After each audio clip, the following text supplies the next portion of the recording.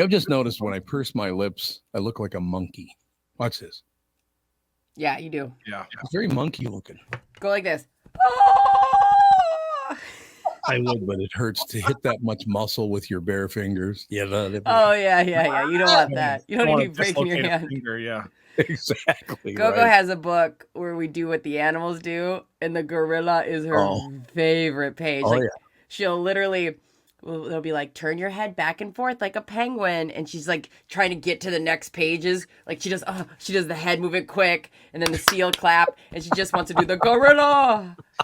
Is it like those old books where you spin the little arrow and it goes around and no? It's just one of the I think it's Eric Carlisle. He uses the art that you wouldn't like from the Hungry Caterpillar, kind of that like speckly art. Yep. But yeah, she freaking loves that book. Enjoy it every day because you ain't gonna believe it when she turns 40. She won't. Oh, that's that sounds like I'm gonna kill her. Yeah, I just mean like I sounds don't. like whoa, wait a minute. Officers, I know who did it. Yes. Yeah, exactly. Right I like her age she's at right now. Like, it's wonderful. I would have to say 1.5. We've hit real. We have a car song that we sing when we get in the car. Makes running errands way more fun. Oh yeah, Just a teaser. Yeah. What's that? Oh, it's me and mommy in the car, me and mommy going far. Just like along those lines. I wouldn't have to say it was. But can she actually sing? No, she just kind of like blabs like la la, along with it. And then she's amazed by everything. So we get out, we're in the Lifetime parking lot, and she goes, car. And I go, yeah. And then we turn a half-inch, car. Yeah. Yeah, that's when I was younger. My mom said every time we drove by a cow, I'd go, cows, moo. And she was like, we went on a road trip to Texas, and she's like, for 3 straight hours, we just passed nothing but cows, and all you do is moo. I was like, yeah. It's so cute, though. Like, I'll never get sick of that. I'll never not find that super fun. I don't understand why some people don't like children, because some people do not like children. No. I don't get it. I think first off, like, when you enter a new child's life, they're the worst. Like, whenever you, like, a new stranger comes along, she is, like, usually not excited to be around them. So you just gotta see one a couple times in a row, and then they're chill around you. They're funny. She's, like, funnier than anyone I know. She has all these baby dolls, and she goes, babies, and, like, pats their back, and then immediately drops them, and I'm like, you're a terrible mom. Found that from mom. She took a hint from you on that. Yeah, go away. Just throw her. I'm done with you now. I've taken the Instagram photo. Get out of here. She tells her dolls they'll never turn 40. You'll never turn 40. Yeah, really nice. She'll never turn 40. Don't even think about having an income. Exactly. You'll never get a mortgage. Okay, I got to ask you guys a question because this just did come up yesterday, or maybe it was Friday. I don't remember what day. Remember, I was telling you I was watching that 11 minutes special on TV about the sniper attack on Jason Aldean's concert in Vegas a few years ago. Do you think it's a coincidence that now I don't know how long 11 minutes has been posted up on the site, up on, I don't know, I think it's Netflix, but I'm not sure. But I don't know when that was posted, but I had never seen it before a couple of days ago. So I'm assuming it was just a few days ago, right? Well, all of a sudden, Las Vegas teen found with explosive materials after threatening lone wolf terror attack in Vegas, authorities say. Is this imitation? Is there any chance this kid's doing this because he saw 11 minutes? I don't. That's what I kind of thought, because there's no way that, like, there has to be some form of, copycat type of vibes going on with right. Like, it's just, you're telling me that it just happens to be Vegas. I get it. It's a highly populated area. Right. To have it this close, you would think there's got to be something there. So yeah, I think that these young people watch this stuff and they get all, because he's only 16 years old too, by the way. It looks like 11 minutes released first back on September 27th of 2022. So it's been a little over a year. So has it been posted ever since? It looks like it's been available on, like, you could buy it and watch it on YouTube or Amazon Prime Video, but now it's available to, like, just watch if you have a streaming membership. So now it's maybe a little more available to the masses. And I would say it still could track, because it's not like, it got released yesterday and now this kid is immediately in Vegas. Like, it probably takes, I've never put a terrorist plot together, but it probably takes a little time to get all your ducks in a row. Way to cover your bases there. Yeah. And the fact that when did it become free? Do you know, does it say when it became free to watch? I don't have that right now, but that might have something to do with it too. You know, I know it's on Paramount Plus right now. Like if you have your subscription, so it may have been recently added at like the start of the month. I know usually that's like a big time. Like first of the month is when they get a lot of new programs. Right. So then a couple days ago, or maybe a month ago, and they have it for a few months. I just think it's quite a coincidence, you know, that this thing, because I had never seen it before. I never even heard of it before. And then it was all of a sudden posted a few days ago. You know, it popped up on my screen. You know, they post all the shows that are coming out and are available, all that stuff. But yeah, that was just, I think, Friday, maybe something like that. A 16-year-old in Las Vegas was arrested after allegedly threatening a lone wolf terrorist attack in support of ISIS. What? Okay. Authorities said, adding investigators found components and instructions to build an explosive device during a search of his home. The Las Vegas Metropolitan Police Department said it started investigating last week after authorities were made aware of an online post threatening lone wolf operations. Okay, now I don't go on social media. Maybe I probably should get on there again so I could just scream at people. That'd be good. Yeah, selfishly, I would like to see that, but probably not good for your brand.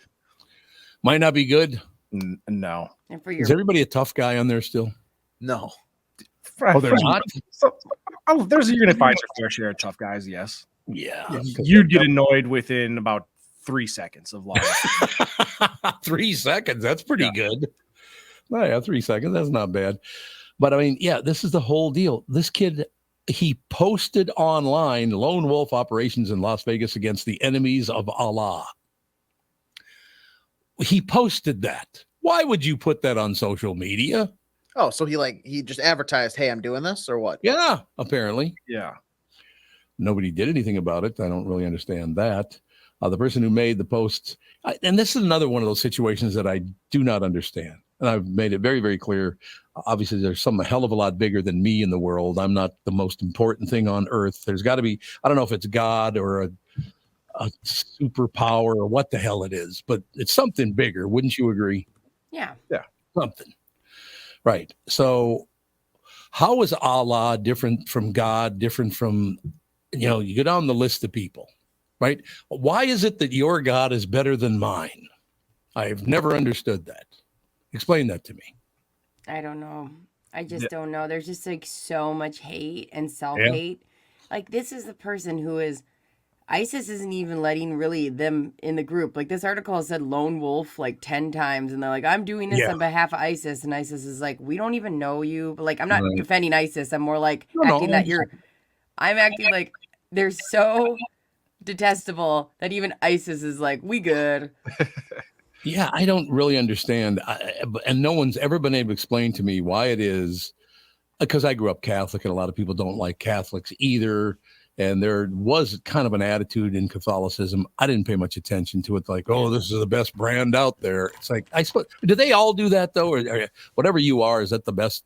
Like if you're Protestant, is that the best thing in the world? Or Catholic? Sure, right? I think so. Because I mean, at the end of the day, like the churches they're trying to get you to, you know, donate money and stuff like that. And so they got to say, hey, here's why you should be coming here as opposed to going over there. And, you know, when it comes to, you know, whether it's, you know, you're like Allah or God, it's all, I feel like half of it gets lost in translation. Yeah. And it's pretty much all the same thing. Be good, be a good person. It's just how we get to that, the end game, I guess. It's why do we always forget that last part? Be a good person. We always forget that part. Why is that?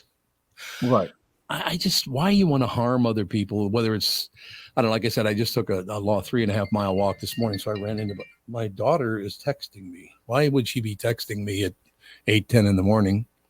I might have to go check on that because I don't like it when my kids reach out to me like that. So I'll be right back. I just want to make sure nothing's wrong. Okay. Sounds good. Yeah. In the meantime, we could always bring on, we got Judd Judd Zolgad. Yeah. Judd. What's up? What's going on, everybody? Hey, Judhead. How are we doing this morning, Brittany Head? What's wrong with you, Brittany? I'm good. How are you doing? Oh, I'm doing great. Sports are going well. The Wild started to win. The Wolves are good. The Vikings are returning to play on Sunday. I mean, how could I be better, Brittany? How could I be better? That is pretty insane. I feel like we did manifest, like we have negatively talked about the Wild recently enough that they heard us and they reacted. Well, they did fire their coach, so they definitely heard it from somebody, which was good. Yeah. Which was very good. So is what they're doing sustainable, Judd? Because I mean, obviously you get the boost from we fired our coach, so no matter what sport it is, you get that little adrenaline rush. Is that going to be something that they can maintain? I think that remains to be seen. It's been 3 games so far, so like to your point, it's not a lot of games. So I think it remains to be seen. I will say this, and AJ will back me up. They're more fun to watch, which is really great because they were really horse bleep to watch for a long time this season. Who are you guys talking about?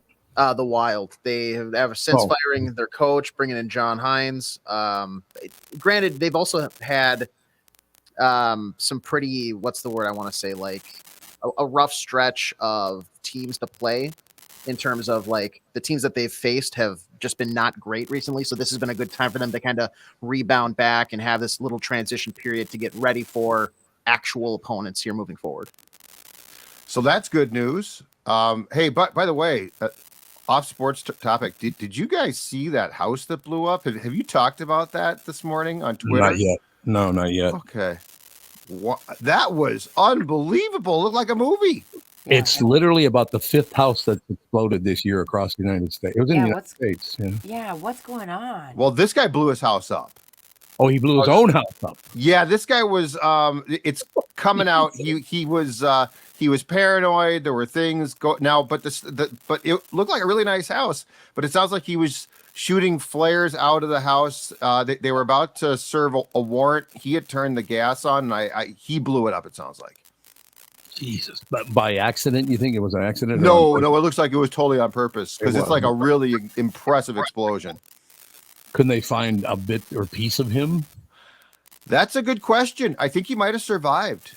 I think I'm not positive, but I'm just telling you, as far as house explosions go, and some guy was, I guess, down the block or a neighbor was recording it because of the police activity. So like, it literally looks like it was scripted for a movie. You're talking about the house in Virginia? Yeah, the house in Virginia. Yeah. Unbelievable. Wasn't the first one was like a 15,000 square foot house somewhere on the ocean, wasn't it? That was about a month ago, somewhere in there. And yeah, it was on fire. The whole thing was on fire. And there was just one, you guys, at South St. Paul that just blew up. Yep. But that was obviously an accident. That was obviously a gas leak or something like that. But this one was, oh my God. Do you think we need stronger leadership in this country? Because, well, and not in just this country, in the world, because people are losing their minds at a higher rate every day. People are going crazy. We need stronger leadership. It's terrifying, actually. Does that fix it though? Like what fixes it? Well, you commit a crime, you go to jail. You don't get to walk ever. You commit a crime, you go to jail. That's how it used to be when I was a kid. So we didn't commit crimes. Yeah. Well, I think the system too is, I mean, if I'm not an expert on this, but from what I have read, it does sound like part of the issue is the jails got so crowded that they also didn't want to have. But yes, there are definitely some crimes where you would not have a problem with putting the person in jail and probably walking away. You're right. Yeah, I don't really understand why we don't. Look, the law is the law. It kept me from committing any crimes. That scared the piss out of me that there's a possibility I could end up in the Hooskow with some psychopath. It's like, no thanks. I could have done crimes, man. I couldn't have done crimes. I'm way too big a wimp. I'm way too scared. Well, what derailed real crimes. Yeah, and what derailed me from doing crimes at a young age was my mom said if I ever went to jail, don't call her because she's going to tell him to leave me in there. That's a good mom. That's a good mom. You're right. That's exactly right. So this guy, you think, burned his own house down while he was screaming at people about how evil they were. Is that correct? That's what it sounds like. It sounds like something like that. Yeah, because we're in a situation right now on a daily basis. It's 7 people were murdered over the weekend in Minneapolis, St. Paul, right? 7 people. Yes. Mm-hmm. It's getting worse by the week, too. We have very weak leadership. And I'm talking about not just in the state of Minnesota, but across the entire world. The leadership right now is disgusting. There are a couple of good people. That's about it. Yeah, we had 2 people, I think, overnight Saturday into Sunday shot in a dinky town like tobacco shop, right? Yeah. Yeah. It was a big brawl that ended in a shooting. So it was a big brawl. I saw an article on the Star Tribune today that said it started out as a fight between a group of people and ended in a shooting. And then there was, I mean, even outside of Minneapolis and Edina, there's been murders that have been happening. So it's chaos everywhere. Yeah, I think 3 of them actually. There's, I think, 2 or 3 in Edina in just the last week or so. Yeah. Exactly. Yeah, at least 2. Yep. One at a bus stop and one outside of a strip mall type of thing by Southdale. I saw. That's exactly right. So you cannot keep telling people they can do whatever they want, because I cannot, and you cannot do whatever you wish to do. That doesn't work. And this is 100% proof that it doesn't work. So shut up, govern, instead of begging for votes by giving people the easy way out. Well, I'll let you out as long as you vote for me. It's all about money again. Once again, this is a money thing. Yes, yes, yeah. And it's weird, but it is weird to see that stuff in Edina, right? Like, it's like, wow, that's not usually the thing that happens in Edina. No, not in the old days. That's very, very true. But I don't know anything about the police force. I used to know a bunch of cops, well, not a bunch, a couple of cops in Edina, but I haven't talked to them in years. They got a pretty big police force, I think. Yeah, and I think they said that they're going to add a couple cops. There's a story in the Star Tribune today that said they're going to add a couple of cops, and they're also going to build a substation in Southdale. Well, there's nothing else there, so they may as well build a substation. Now, is Southdale? I think Southdale's okay, right? I think Southdale still's okay, because I think the Edina people sort of don't go to the Mall of America because they've already, because Southdale's been around. What, since the 50s? It's got incredible history. Yeah. That is the first one. The Dayton family built it in the 50s. First super mall in the world, actually, or strip mall, I guess. Before the strip mall, it's kind of a super mall, isn't it? Yes. Yeah. Well, in the day, it was probably considered great. Yeah. Hey, I used to love to go to Brookdale, and they tore that down. What a shock. The one Dale that gets torn down is the one that borders North Minneapolis. Yeah. Oh, the old Dales were great, too. They were. I love the Dales. Christmas time at the Dales, you had all the Santa Clauses, and then you go downtown to Dayton's for the Christmas exhibit or the holiday exhibit. Yeah, those were the days. No, you're 100% right. Was it the 8th floor of Dayton's downtown was where Santa always was. Wasn't that the big Santa area, the 8th floor auditorium? Oh, yeah. Those are great memories. They don't have those anymore, do they? No. There were 8 floors at Dayton's. Oh, yeah. Oh, my. I thought it was just maybe like 2. Oh, no. This is one downtown. Oh, right. But still, I feel like I never realized like that's how up and happening Nicollet was, or downtown was. Yeah, absolutely. And it was Nicollet. You're right about that. I mean, you had Donaldson's, which was about 8 floors. You had Dayton's 8, 9 floors, something like that. Now, these were big time stores. Kind of patterned in a way after Sears, I suppose, but kind of an upscale version of Sears. Oh, okay. They got to be like 20 stories at one point. The one in Chicago, that thing was gigantic. But yeah, what was cool about that is you'd go shopping and you'd get on the elevator and there'd be in full uniform an elevator operator asking you which floor he could take you to. I mean, it was very classy. But of course, you bring that back. Yeah, we do. We should bring that back. That'd be wonderful. But yeah, some of my I worked at both Donaldson's and Dayton's. I worked in both those buildings, and I have magnificent memories of that whole era. It was just wonderful. My grandma used to take us there, and we'd get on the elevator, and we'd go to the basement last because that's where they sold like the candy in the glass container, and it was, I'm sure, so expensive for these little, like, I remember it was like those orange shaped like. They were so good. It was just so magical there. Oh, you mean they look like orange slices? Yeah. Yeah. What the hell were those called again? My grandmother loved them. Yeah, they were so good, and they put them in like 7 in a little box, and it was, I'm sure, very expensive. But my grandma loved taking us there. God, what were those called? I don't remember. They had a name though, but my grandma Minnie. it looks like they were Hill Country Fair orange slices. They're literally just called orange slices. But they were all different colors. Like, oh, really? Yeah, like you had a watermelon flavor that was, green and pink, and they were. And then my mom was obsessed with the Santa Bears, and I've inherited them all. And I have an insane amount of Santa Bears. You probably did better tell them what a Santa Bear is. Most people, do they still have those? They brought them back last year, but they're half the size and $40, and I refuse to buy them. So they started in 2022, and now they have another one this year, and they're lazy attempts at, I feel like, money grab feeling. Are they dolling up the Dayton's plot? Because now they call it the Dayton's building again. It was taken down for a while, but they call it the Dayton building again. But it's a bunch of different stores and different things now, right? Yeah, I think they're trying to still make it an experience and do the holiday stuff.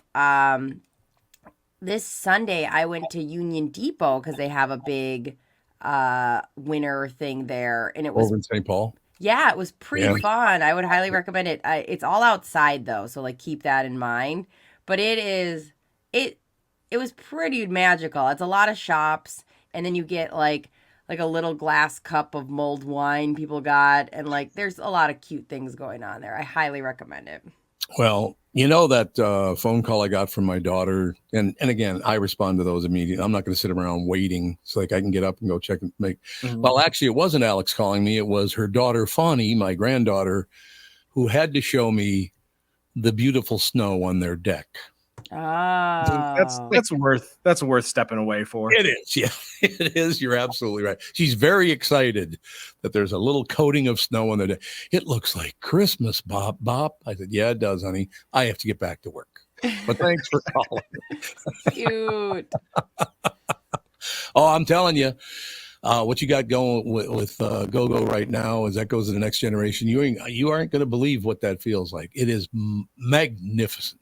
Yeah, we're having a lot of fun. She thinks the most basic things are exciting though, because everyone's like, "Are you going to do this? You're going to do that?" I was like, the other day she was following the laser pointer for the cat. Like she likes, it's pretty.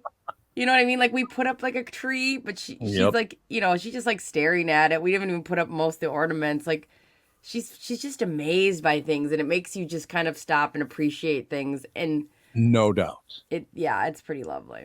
See, that's a good point. Why don't we look to our children and grandchildren or our elders or whatever for a little comfort instead of acting like a complete asshole everywhere you go?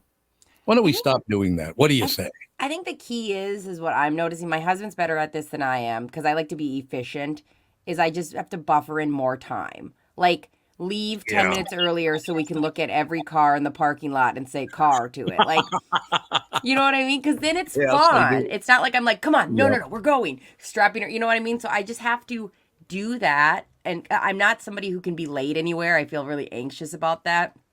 So as long as I like take the extra time and let her say hi to every dog and look at every car, then we're good. Mm-hmm. Oh, yeah. Oh, absolutely. There's no question about it. But it's one of the great joys of life. There's no question about that. Well, last night, remember we had that we're talking about being married. I think with Marriott Hartley, we're talking about being married for a long time and all the rest of it.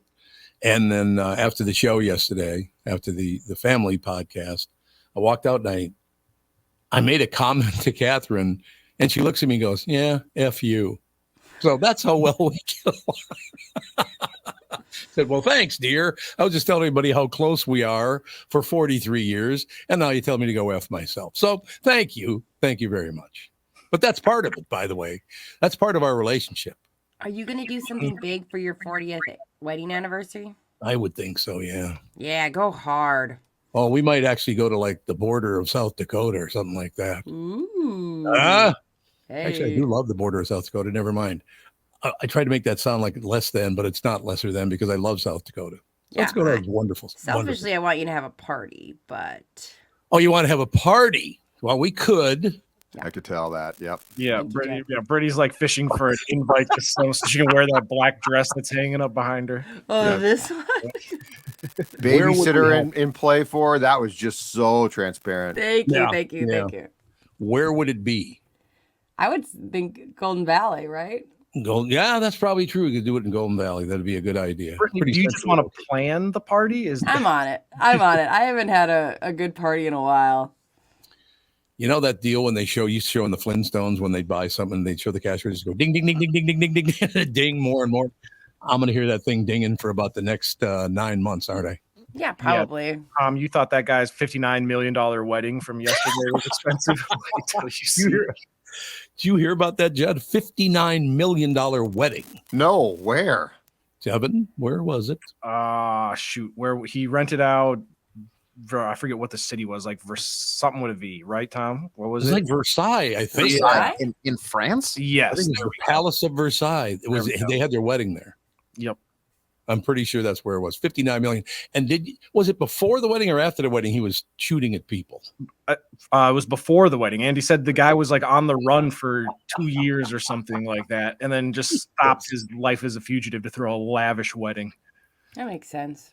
But if you have $59 million to spend on a wedding, why wouldn't you not kill someone so you could enjoy it? Yeah. I'd have 59 million reasons not to shoot someone. Exactly. He didn't get caught in the planning process? I guess not. I mean, what's weird about that, if you're the law enforcement and you see somebody's throwing a $59 million wedding and you know this guy's nuts, wouldn't you just assume it's him? Absolutely. Yeah, that's what I was thinking. Yeah, I mean, 59 million, it ain't exactly, well, we're going to spend 100,000. Well, that's a lot, but probably doesn't raise huge red flags. That's unbelievable. Yeah, no question about it. Well, I suppose we should close with one sports deal. So who do the Vikings have next? They have the Raiders in Las Vegas on Sunday, which will be almost a Vikings home game because you are going to see more Vikings fans there than Raiders fans.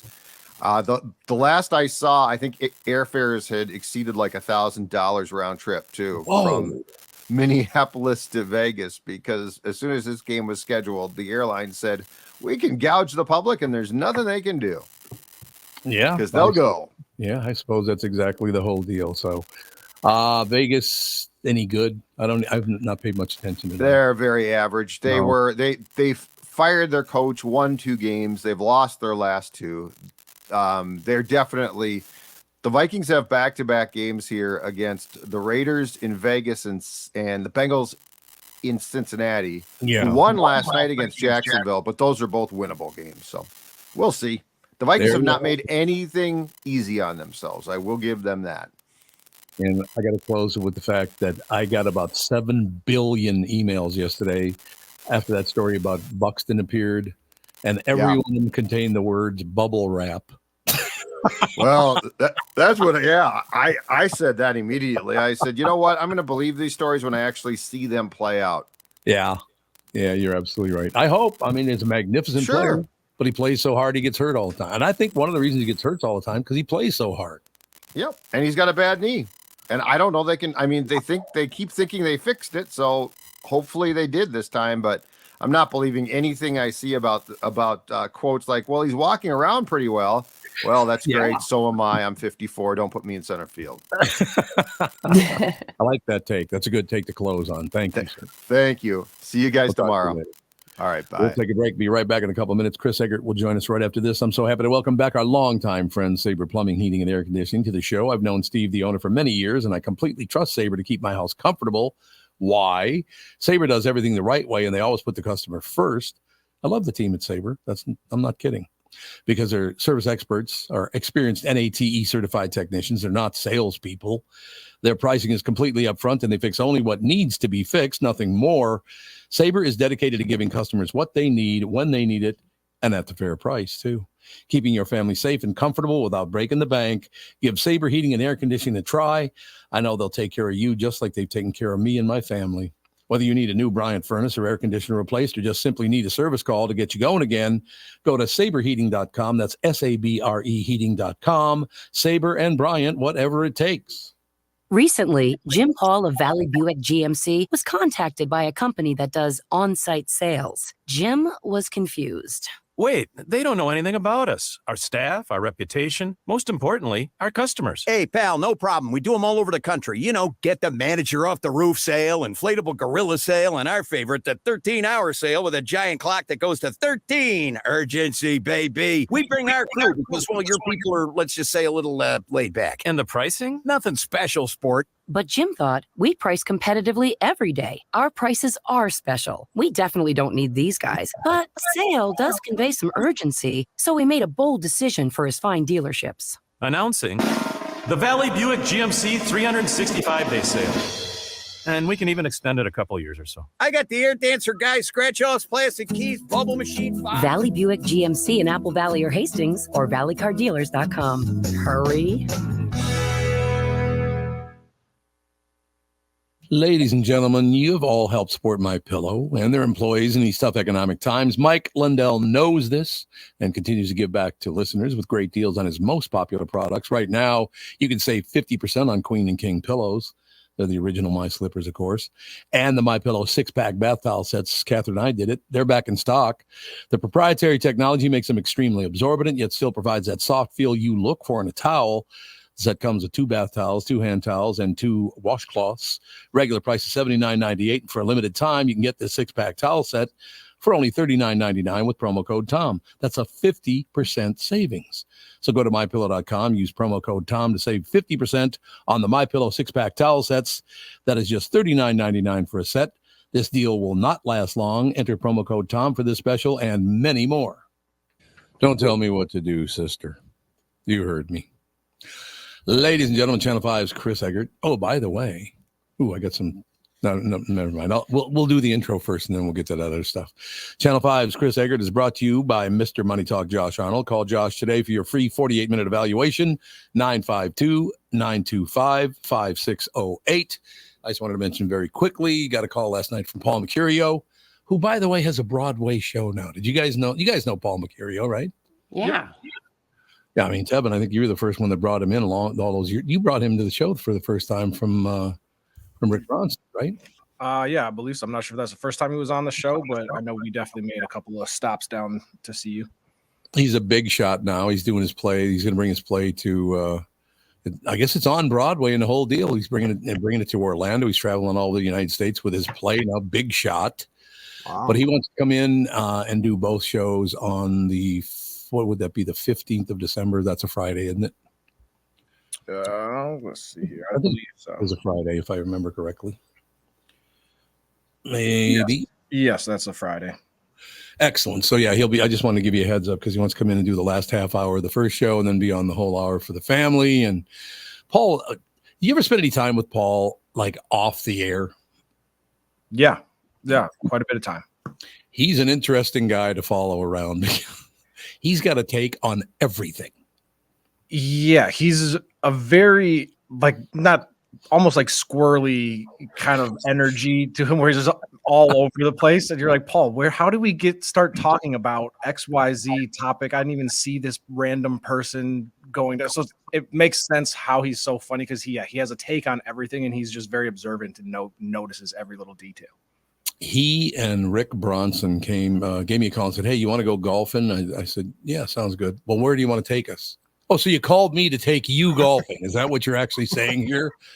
Hearing that about Rick, that is probably the best compliment he can pay you, because he's the type of person where he knows every great place to go. And I know everybody. So for him to defer to you says a lot about what he thinks of you. Well, except for the fact it was free for him and expensive for me. So he is frugal, if nothing else. He is frugal.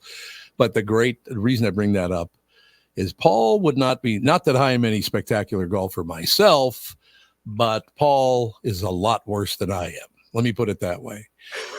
He made a putt on the 16th green and ran around circles on the green for about 5 minutes because he made one putt the entire day. All right, Paulie Mercurio's coming on the show. He's coming to town. Looking forward to it. He'll be at Rick Bronson's House Comedy, so that's the ticket there. Chris, we got houses burning to the ground, and where was that? Virginia? Was that where it was, Tevin? Yep. Yeah. I think so. But any horrible news that you have, Mr. Egert? Oh, I've got all kinds of horrible news, Tom. I mean, where do you want me to start? No, it was actually a pretty quiet night overnight. There was a fire at a homeless encampment in Minneapolis. It was over. Sounds like somebody got hurt, but we haven't heard much more about that. And then there's a little bit of snow this morning, but it was nothing major. I guess the big thing we had yesterday was this semi truck that went off the road and somehow slammed into a dentist's office, a building that had a couple different things in it, including a dentist office. 3 people were hurt, but none of them seriously, it sounds like. I've heard from a lot of people who live in the area there, White Bear Lake, and they're really mystified as to how the truck ended up where it did. But nobody's really explaining how it all worked out. So the driver okay? He was one of the people. Well, I shouldn't say he. I don't know that it's a he. Mm-hmm. I made an assumption. That person was hurt, but it doesn't sound like seriously. Well, I have to agree with what your take on that one, because every time I run into Brittany, she's singing 6 Days on the Road and I'm going to make it home tonight. Did I have one of those? Oh, God, I want to say stick with the thing, but I feel like, is that mean? What? Stick with the thing? The stick with the like. With the knapsack. They're like a bandana handkerchief. Yeah, but I kind of hate myself right now. Are you saying that truck drivers use one of those hobo sticks? You don't think so? They have a giant semi. That's true. Okay, I don't know why I thought they were living like a gypsy-like life. I don't know. Side note, have you guys seen how impressive some of these semi trucks are nowadays? They come across like my TikTok. Me too. And it's just like a guy's like, all right, time to be done for the day. And he like belts his door closed and like pulls the skirt and such. And then he walks back through this small door and there's like a jacuzzi and a fridge. And he's got like, not actually, but it's essential. And then he's got like a movie theater set up back there. It's insane. Yeah. It's crazy how nice these essentially things are. An apartment on wheels. It's that's actually really funny because my algorithm shows me that as well. And I've showed a little bit of interest, I think, because I know about the seatbelt around the door. You put the seatbelt around the door handle and then lock it in. So even if they like break open, they can't open the door. Oh, yeah. That's a good idea. Yeah, but Brittany, makes you wonder, like, why is that? Why am I watching any of that? I've never slept in a parking lot. It's interesting, though. It's interesting. Yeah, Brittany, you should get a stick with a little knapsack at the end and start your. You should absolutely. And by the way, Brittany or anyone, what does hobo stand for? Ooh, I have no idea. See, I don't think many people do know what hobo actually stands for and why they carried a knapsack over their shoulder with a stick. It's short for ho boy. They would travel from town to town to town and work on the farm fields, and that stick where the sack was a hoe. Oh, that makes hobo. Yeah, because you, Tom. Yeah, that does make me wonder, because it's the least efficient way to carry something is adding a giant stick to your life. So that makes a lot of sense. That's your tool. That's your input. No, that's what I'm saying. Like now that makes sense. I never questioned it prior. Why they would create a contraption. When you said "oh boy," I thought you were going to go with like, "Oh boy, look who's coming into town." Oh boy, now there's trouble. Oh boy, that makes sense. I did a story a couple months back with Interstate Truck Driving School in South St. Paul, and like drove a semi. It was really cool. And dude, think about that. That's your job. You're at work. You're like, well, I'm done with work. That's it. Well, I'm home. I mean, you just lay down, you go to sleep, you go into the truck stop, find yourself a nice lady to bed for the evening. And whoa. Now we're talking about lizard lot or lot lizards. That's a fable. That doesn't really exist. You're lying through your teeth. There's no prostitution at truck stops or rest areas. I kind of have trouble with it. Urban legend. Sometimes I don't leave the house because I'll, broadcast from home. And I find it super depressing. So I think it'd be hard for me to sleep where I work. Huh. I sleep here a lot, actually. Do you? Yeah. During the news. Yeah, most days. Here's Chris. Like if I've got something where I've got to be like in St. Paul an hour and a half or so after I'm done with work, I'm not going to drive all the way home and then get there and then turn around and have to go back. So Yeah. There's a couple of places you can hide here at the old media house and catch a little cat nap. I just had like a nice 45 to 55 minute one last week. See? Ooh. Very efficient. Very, very efficient. You guys know this morning shift, y'all can sleep anywhere, anytime. Like it doesn't matter. Mm-hmm.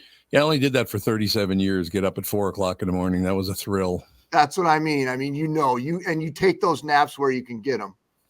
Oh yeah. I was never a good napper though. I never did. From the time I literally took that job, I lost all ability to sleep without taking like Relaxium or something like that. Yeah. I cannot just fall asleep. I can't do it. I get it. I get it. Ish. Nobody responds to my ish. Well, I can't say anything because I'm still on the shift and I'm so grateful for it. But yes. So let's make that very clear. The gratitude that we all have for our positions. No, really. But the hours are the hours. That's the way it is. No, it's a whole different deal. But going from being in the record business where I slept every day till 11 o'clock to now, you got to get up at 4 a.m, 7 hours earlier. Yeah, that was a very comfortable shift right there. Yeah, well, that's two very drastic like times of operation. Like the music industry, concerts are all late at night. Yeah. You got to be up and schmoozing people. And then radio, you're up at the crack of dawn. Not a good transition. It was a hell of a shift. That's why voiceover was so much fun. You just showed up in the middle of the day and it didn't really interfere with anything. It was fantastic. So what else is in the news, Pally? Some of the Oxford words of the year are out. Did you guys have this earlier? The Oxford Dictionary, they always come out with like a couple of pop culture-y words that they want to get entered into the vocabulary. So their word of the year is Riz. Ooh. Tom, I would love to know. Don't be saying Tom. Yeah, Tom. I'd love to know what you think. Tom, what does Riz mean? You want me? I can use it for you in a sentence if you want. That woman has Riz all over her chest. Oh, jeez. Okay, there is a connection there. Oh, there you is? have Riz. Gosh. I thought you were talking about like a necklace, kind of like a Decoriz. Cancel the show. It's not that. Go to commercial. Chris, if you want to leave. Okay, now I got to know what the hell this means because but you're not that far off because that can happen if you have Riz. So, in order to get Catherine to fall in love with you, you had to Riz her up. Oh God, let me go back then and take that away. I did. It was a necklace. That's what there you go. A pearl necklace. That's not any better. That's not any better, Brittany. We're done. No, it's a song by ZZ Top, you nerds. Riz is short for charisma, Tom. Yeah. Well, that's not bad. Just charisma that's all what over the kids say, yeah. So that's why AJ said you had to Riz her up. It's like you're flirting with her, essentially. Like you have game. Well, that's not bad. Why were you guys so upset? Yeah, the way that you used it was not. I was rizzing all over. I was adoring. Oh, Jesus! What are you guys reading into this?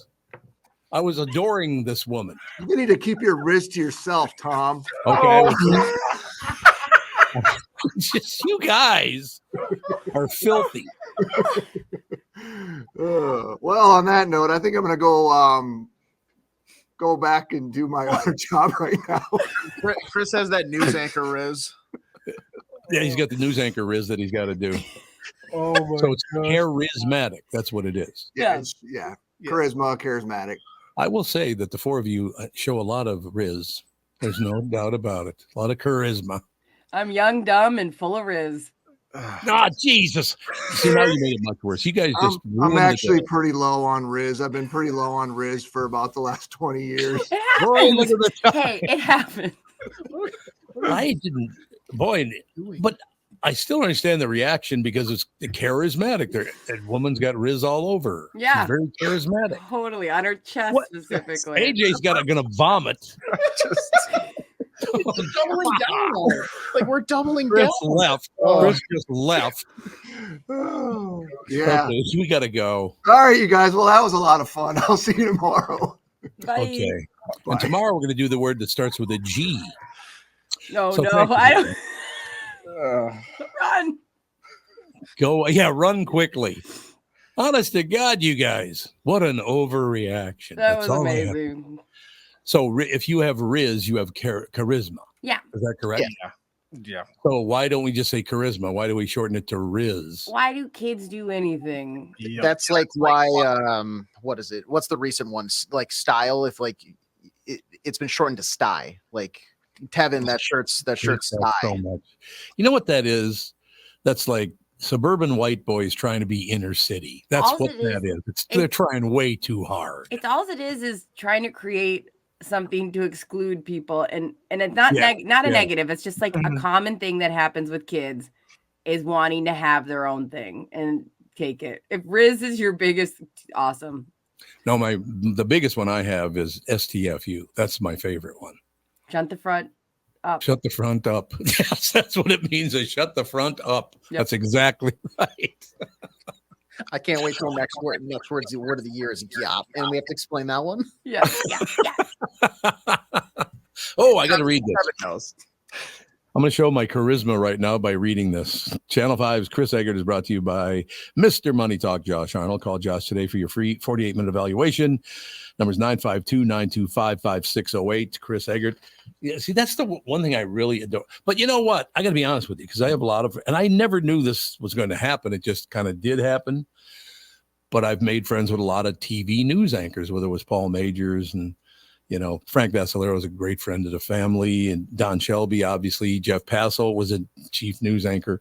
I don't know why it is I got to know so many news anchors, but in general, they've got a lot of Riz. They do. Don't you think? Yeah. I think they are Riz to the brim. Riz, you're going to make AJ vomit if you don't stop. No, we have some people, some listeners emailing in. Trevor no. says LMAO all caps, Riz all over her chest. We got to see this on video. So charisma. Oh, this Riz clip is getting clipped and putting on social media immediately after the show. Why? She has a lot of charisma. Yeah, guys. Yeah. Get your mind together, everybody. You're so filthy. You guys are filthy gross. Things. Yeah, they're gross. That's exactly right. No question about it. Oh, we got to probably go to break here. Should we go to break? Yeah, we got to Riz up the advertisers. They've got a lot of charisma. Yeah. Well, look, warning from Uncle Tommy. If you're going to shorten a word, then don't run it by me because of what just happened, apparently. It wasn't even intentional. It just kind of happened. But you guys fell apart immediately, which meant, that's what they're thinking. Yep. Yeah, top 3 moment of the show. I do understand. I do understand why it happened. All right, we'll be right back right after this. This is the Tom Barnard Show. Listen live at TomBarnardShow.com or on the Tom Barnard Show app. Is that text you're sending so important that you missed your turn? Is that text you're sending so important that you ran the red light? Is that text you're sending so important you didn't see the ball coming onto the road or the child that followed? Hi, I'm Mike Bryant from Bradshaw & Bryant. When you take your eyes off the road for even 4 seconds, your vehicle travels 100 yards. That's the entire length of a football field. If you absolutely have to text, you need to pull off the road somewhere safe and do it from there. Texting and driving is against the law and can cause serious injury or even death to you and others. Now that is important. We hope you're never injured in a collision, but if you are, please contact us. Find Bradshaw & Bryant, personal injury attorneys at MinnesotaPersonalInjury.com. Going farther with Mike Bryant on your side, seeking justice for the injured. Bradshaw & Bryant. Tom here, and I want to discuss a partnership that has been wonderful in my life, Zero Res Carpet Care. Very good friends of mine. Nothing is better to someone with a family than having a completely clean home. Your carpet is the biggest filter in your house. If you want to talk about pet dander or foot traffic, dirt from the outside, they all eventually reside in your carpet. So, Zero Res Carpet Care. Listen, around the holidays, you need to contact ZeroResMinnesota.com or call 952-ZEROREZ. That's 952-ZERO-RES. They clean your home with their electrolyzed pH-elevated water that doesn't use chemicals or soaps that smell like a janitor's closet like other cleaning services. How about a Tom Barnard deal? Well, here it is. Get 3 rooms, 0 resified, starting at $129, and don't forget your air ducts. Mention me, and they'll discount your air vents by $75 too. This is for the entire month, so call them right now, 9520-RES, backward or forwarded, spells the same, or book online, 0resminnesota.com. If it's available, ask for them to come to your place in the Tom Barnard named service truck. What an honor that was, by the way. Just mention me by name and get the special deal to get your home clean and your heart happy.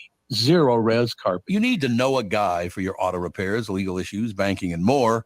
The same goes for investment advice. You need a guy to help you be successful, someone you can trust who gets results. Well, I got a guy for you, Josh Arnold.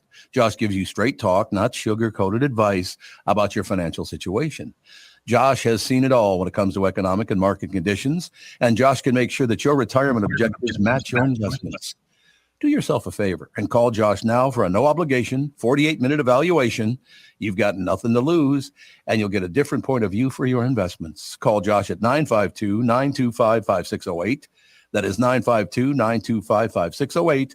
You'll be glad that you did, and tell him his guy, Tom, sent you. Investment services offered by Josh Arnold Investment Consultant, LLC, a security investment advisor. Past performance is no guarantee of future results. All investments involve risk. All comments and opinions are Josh Arnold's and do not constitute investment advice. Tom Barnard is a paid endorser. We are back, ladies and gentlemen. A little news, a little information here. I don't really understand this. And I understand Carl Lewis was the inspiration, and I understand why he did what he did.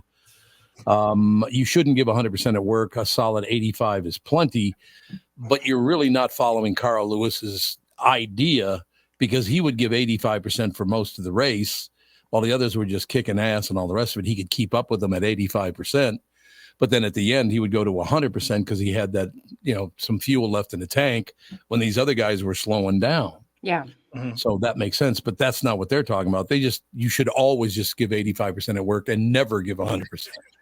I understand this. No sense. Well, I understand this a little bit. Like I think, sorry, I'm getting an echo. I think that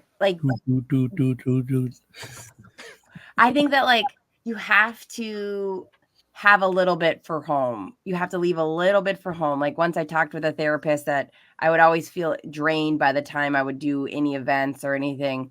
And the therapist said, well, why don't you try to protect at least 20% of your energy for when you come home, so you don't come home exhausted all the time. Yeah, I can see that. I understand. Your significant other, yeah. So why did you never get above 40% then?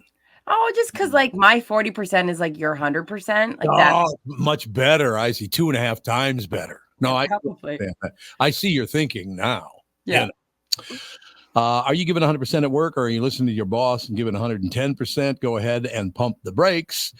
There's an idea called the 85% rule, which says instead of giving max effort, loosen up a little bit and give 85% instead. That keeps you more flexible and more present, helps you be more creative, and keeps you from burning out. The rule actually comes from Carl Lewis, the Olympic sprinter. That is what he did, but it makes sense at his job. Mm-hmm. He generally started his races slower because he was given 85%. But again, even though he's going slower, he could keep up with everybody else anyway. Yeah. Right. If you're the fastest man in the world, you can run 85% speed and keep up with everybody. And then at the end, you just bury everybody. But if you're the slowest person, you can't give it 80. You better give 100% from the jump. So it doesn't really, you can't just slack at your job if you're already not a good employee. Do you think we've gotten to that situation now in the world where everybody is seen as equal on all fronts? Because it's just not true. I mean, hopefully everybody's a decent person. That'd be great. But there are abilities the three of you have that I don't have. And it goes all different ways. Yeah, I'll just do what Carl Lewis did. Well, you're not Carl Lewis, though. That's one problem. Yeah, okay. I don't take advice from the fastest man on earth. We don't have a lot in common. No. I think it depends on the job, too. Like, if you're mailman, 85%. I don't need you going 0 to 60 between mailboxes. But if you're a heart surgeon, maybe give it 100% every single time. That'd be nice. You're absolutely right. No question about it. Why'd you have to bring up the mailman? Because all I ever get in the mail now is bills. Now I'm depressed for the rest of the day. I'm the only person, and I got to switch it over because I'm the only person that still gets mail, gets their bills in the mail. No. Pays them online. I get my car payment bill like sent. I pay it online, but I refuse. Every time I log in, they're like, "Hey, do you want to switch to paperless?" No, because this is the perfect physical reminder. Keep sending me this thing I'm going to look at and immediately throw away before I go and go online and pay.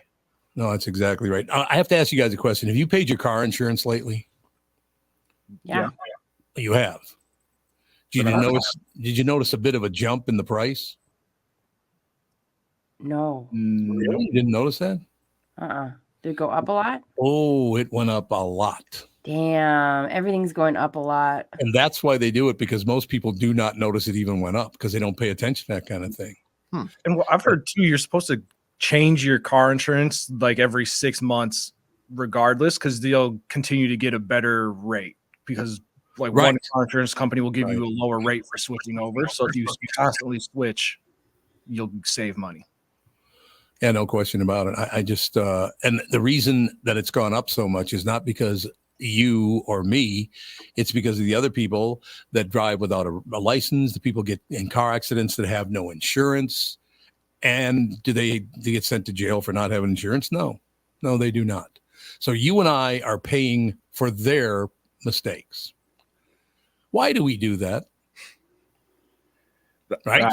I don't know. Especially when, should you go to jail for not having car insurance? I don't know. I mean, I guess if there's an open spot in the jail, sure. You can come in. Yeah. We got an open spot. Get the jail spend a day at least, I guess. But yeah, no, a lot of times that's how insurance works. Like your rates will go up because somebody else hit you, and it's not, even if it's not your fault, you're got to pay the price. Yeah, I mean, that's the whole problem. I just, honest to God, car insurance now is very expensive. Well, I suppose homeowner, all of this stuff. You and I are picking up the tab for all those people who won't work and therefore have no money to pay their own bills. So you and I are paying them. Right. That's a fair shake, isn't it? Of course. Also, if I don't get in an accident, I want some money back at the end of the year. It'd be like an insurance tax refund type of situation. I love it. I was trying to think of the last time I got in a car accident. I think I was maybe 21. That's how long it's been since I've been in a car accident. I don't think I've been in another one. Nobody's hit me or any of that kind of stuff. I haven't hit anybody. So with a record like that, why am I paying so much for car insurance? Correct? I have no idea. Well, car insurance, they'll find every little reason to raise your thing. Like I remember I had Progressive, and they had the little tool that they'll send you that you can plug in, and it'll tell you how good a driver you are, and you can save. Don't do it. That is the biggest scam of all time. I plugged it in, and at the time I was working at the House of Comedy, so a lot of late nights. And yeah. We're like, well, you drive late at night, so that's a risk that is going to cost you more for your insurance. And it's like, oh my gosh, like, are you serious? Just because of the time of day you drive, they're going to charge you more. Everything is just a scam in insurance. Okay, I'm going to give you a full disclosure here. Yeah, but I can't say which insurance company it was or whatever. But I drive a car right now that's probably worth. Well, I'm not talking about the brand new and the Fairway Ford one, because that's a brand new car. So that insurance on that's going to be a little more expensive. But I also drive a used car. This car is 8 years old. It's probably worth, I don't know, maybe 25 grand. Does that sound about right? Mm-hmm. For an 8-year-old car? Yeah, sure. I just paid my auto insurance yesterday. Haven't had any tickets, haven't had any accidents, none of it. My insurance was $2,200. Holy thing. $2,200 for car insurance. And I'm assuming you're paying that. Is that for the year?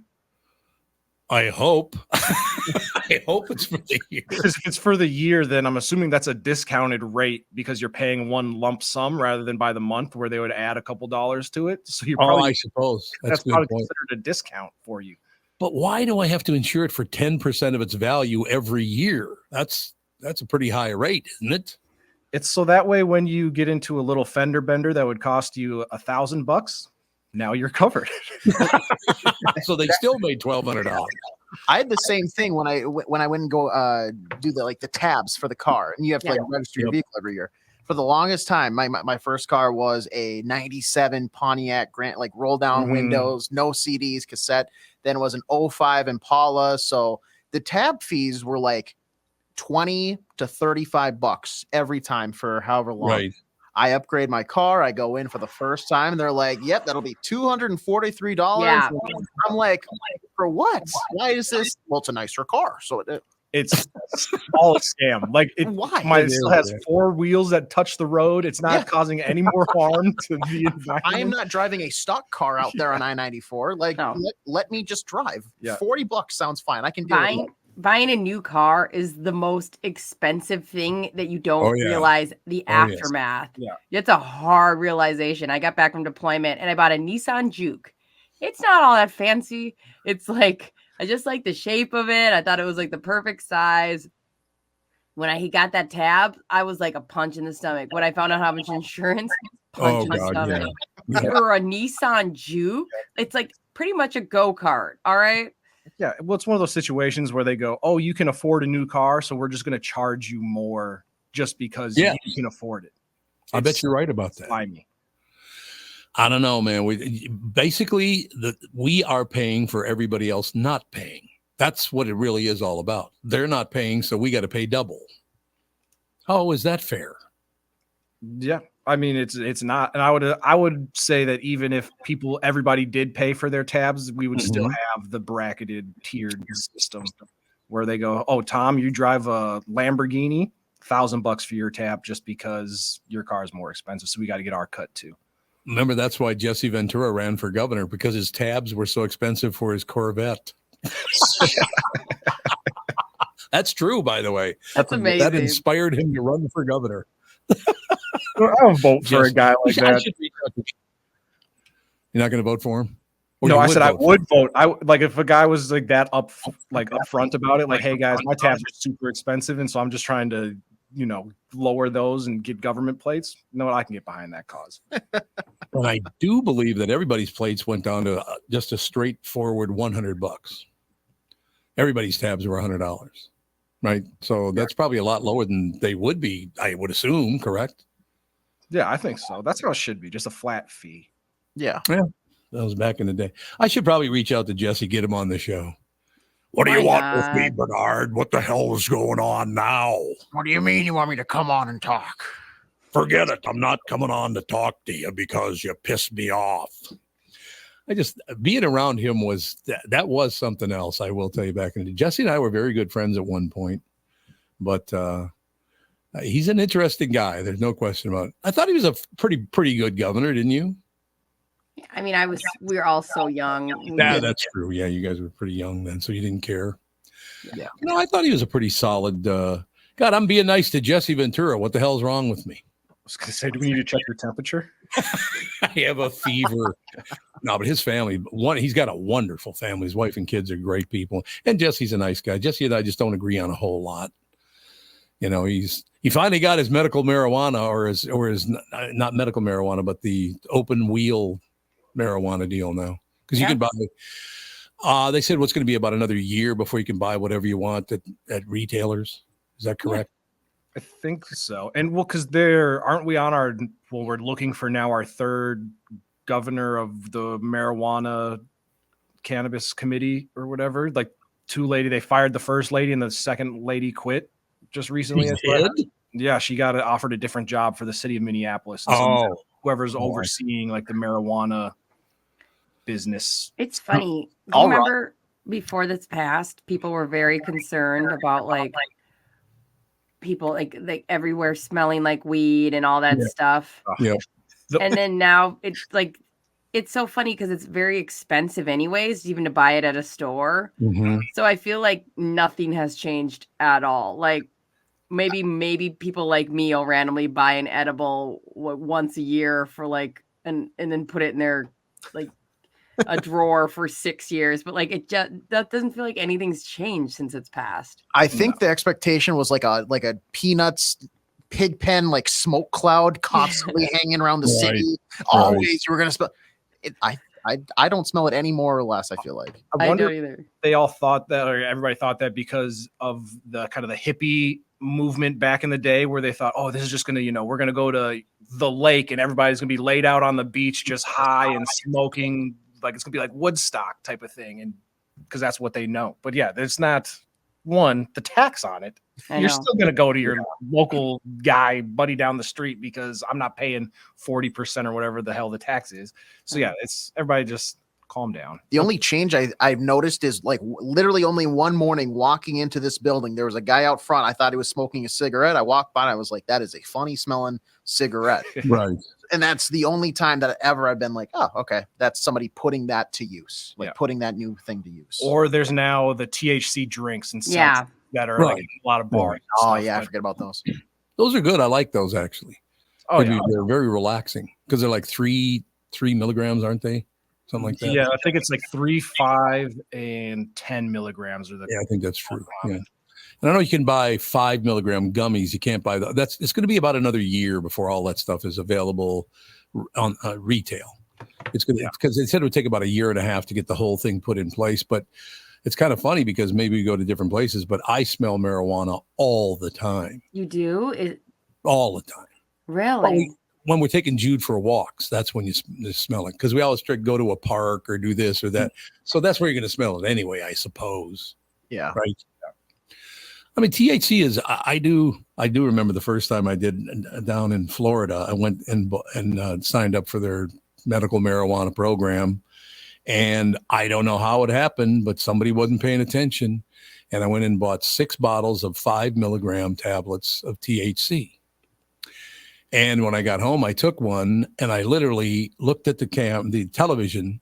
Ricky Gervais was on TV, only he looked like a dragon, and I went, what the hell is that? Not the one you want. They were not 5 milligram. They were 50 milligram tablets.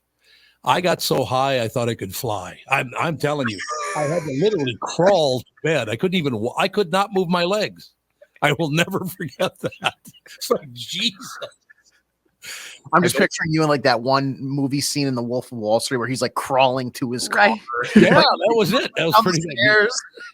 Yes, I'm headed to the sack, but it's going to take about a month to get there.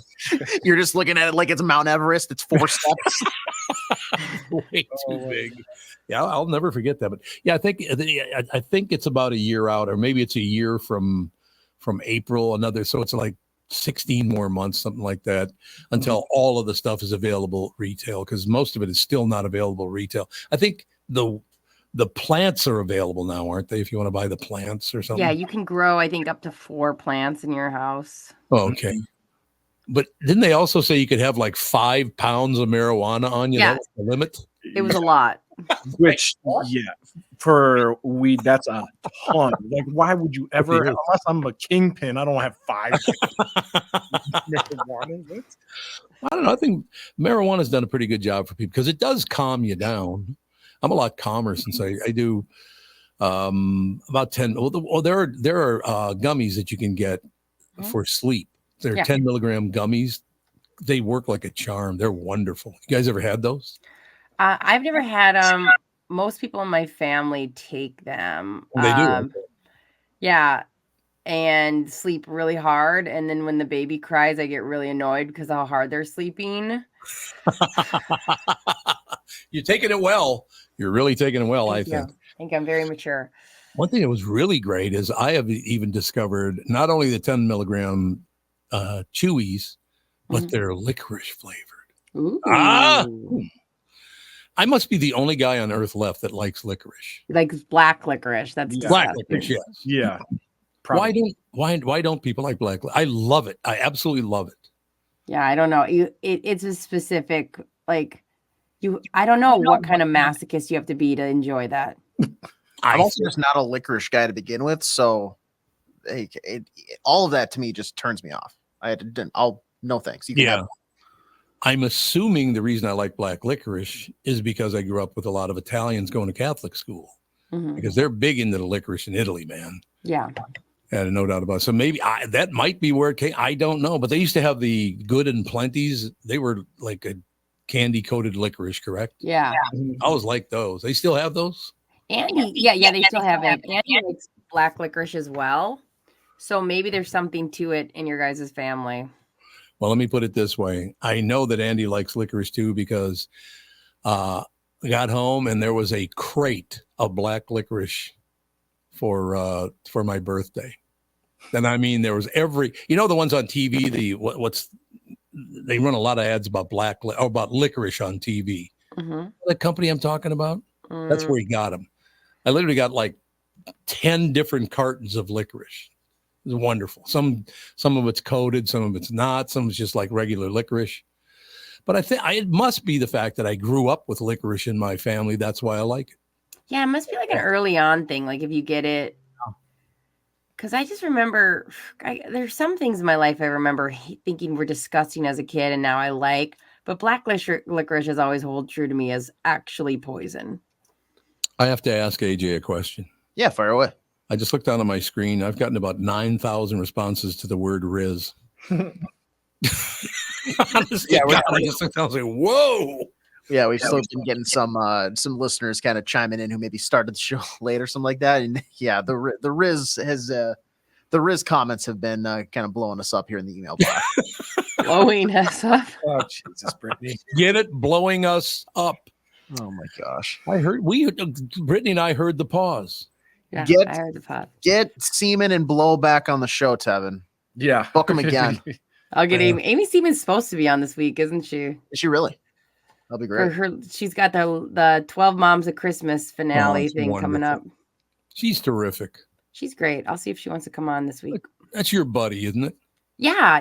I met her through my nanny mom. And she's not related to Dan Seaman, who runs the programming department for Hubbard. Yeah, but she should act like it. She could get into places a lot quicker. I'd be so scared of her. Can I get you some water, miss? Oh God! So you want any more I love that. That I was trying to picture being afraid of Dan Seaman. I'd have to think about that. I really like Dan, by the way. He's amazing. There have been some program guys I wasn't all that wild about, but Dan and Amy do a pretty damn good job, don't you think?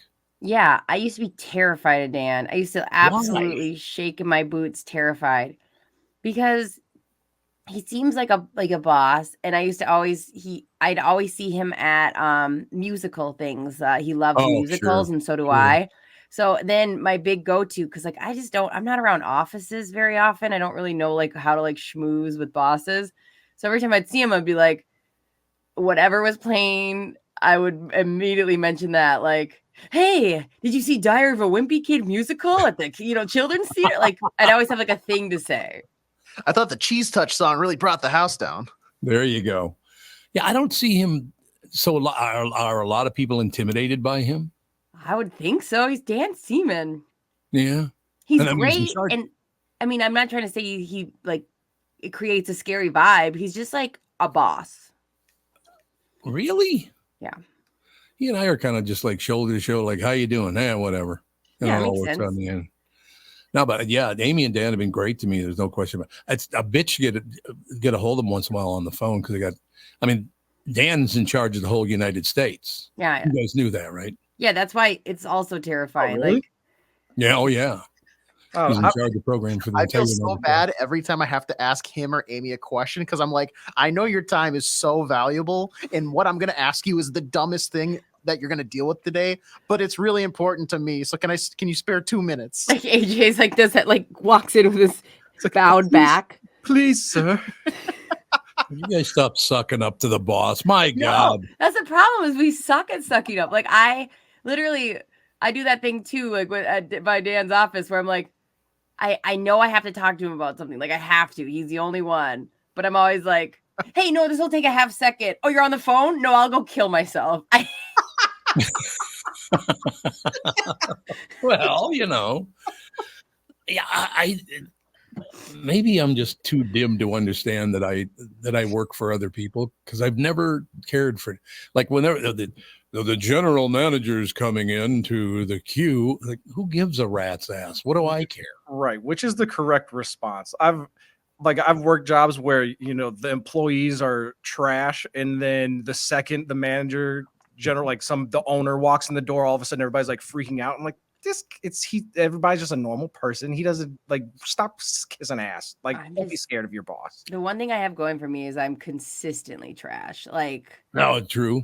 Across the board. Like I want to walk in and go have a normal lean on a water cooler and have a normal conversation, but I always start sweating, throw myself off a cliff vibe, so it's fine. So in 1982, Dick Poe called me. He was a general manager at the Q back then in 82. And I worked there, with Mesa Kincaid. She and I did a show together in the morning, right? Lasted a year, and then they fired me because I've never been fired before, as you know. As you know. Yeah. From every job I've ever had, including being, I think, a dishwasher. I think I got fired from that too. Good job. But the interesting thing is the McKennas owned KQRS at that time. Well, then they sold it to Disney, and Mark Steinmetz was the general manager. Dave Hamilton called me, said, do you have any interest in doing a morning show here? I said, I don't know. I was in New York at the time. Yeah. I said, we're going to have a baby, so we're going to move back to Minnesota. He goes, oh, that's perfect timing, and all the rest of it. So I sit down. First time I met Steiny. And Steiny and I always got along really well. He was very supportive, very nice guy. He sits down and he starts laughing. I said, what are you laughing at? He goes, do you know how much the McKennas hated your guts? I went, why is that funny, first of all? Why are you getting such a joy out of that? But yeah, I'm not a management kind of guy usually. But again, I suppose the fact that I've known Jenny since she was a little kid, that changes everything, doesn't it? Yeah. Yeah, that would make sense. But like, do you remember when we were in Vegas and we'd have these big events and you'd have to have a pass to come in, and they would put me out in front as an intern, like, hey, make sure everyone has a pass when they come in. Well, one time, like, I had only been there for about a year, maybe 2 years, but I was 21 and this guy walked up, and I want to say, was it the manager at the time, Mark something, or Steinmetz? Yeah, at KQ. It was at the one. So when I was there, it was Mark, that same Mark. He was a tall, handsome fella. Well, I told him he couldn't come in because he didn't have a pass. Well, tough titty. You got to have a pass. You got to have a pass. Too bad. And he was like, yeah, right. And like walked past me and was like very mad at me. I don't know if it was him, but he was very mad at me for the rest of the trip. Oh, because I didn't know who he was. You might have been talking about Mark Coleman. Yes. That's who you're talking about. Yeah, he's a prick. Yeah. So moving forward. No, he was one of those things where I was like, I'm sorry, I don't know. I'm a 21-year-old intern working the door at Vegas. Like, I don't know what I'm doing here. Okay. So he was so mad at me for like not like telling him to stop. Like, oh, sorry. No, sorry. It's a private event. Like, I'm sorry. We're in Vegas. There's a million people here. I don't know who you are. My bad. Would I ever do that? Do you think? Show up without a pass if you're supposed to have a pass to get in? Would I ever show up without a pass? No. No. Why? Because you offer an example. So he was way out of line not having his pass. Well, like, you shouldn't have let him in. I agree. But it's also like, this is like, the expectation for everyone to know who you are when you're like, I've never seen you in my life. So what, I'm supposed to like study your like face like you're the Pope? I don't know. Oh, Yeah. he's so mad at me. And then like, But once again, you offer an example. I'm the general manager. Here's my pass. That means you should all have a pass. Yeah. Right? You don't show up without a pass. Yeah. That was stupid. That's his fault. Yeah. Damn it. Damn it.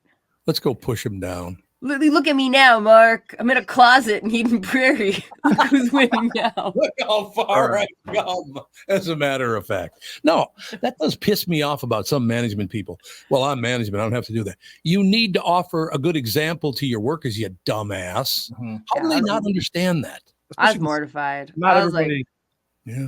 Right. Because not everybody's going to know who you are. But I've been in those situations where, like, I was working at Union and I've been there for a day. And at night, there's this back hallway that everybody that thinks they're important likes to walk in. And we were like, Tevin, you got to keep this hallway clear.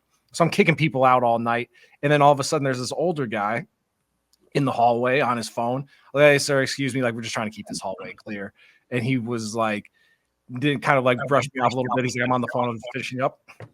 I'm like, absolutely, like, nope. So you need to get the F out of this hallway right now. And he puts the phone down and he goes, I own this building. And I was just like, you know what?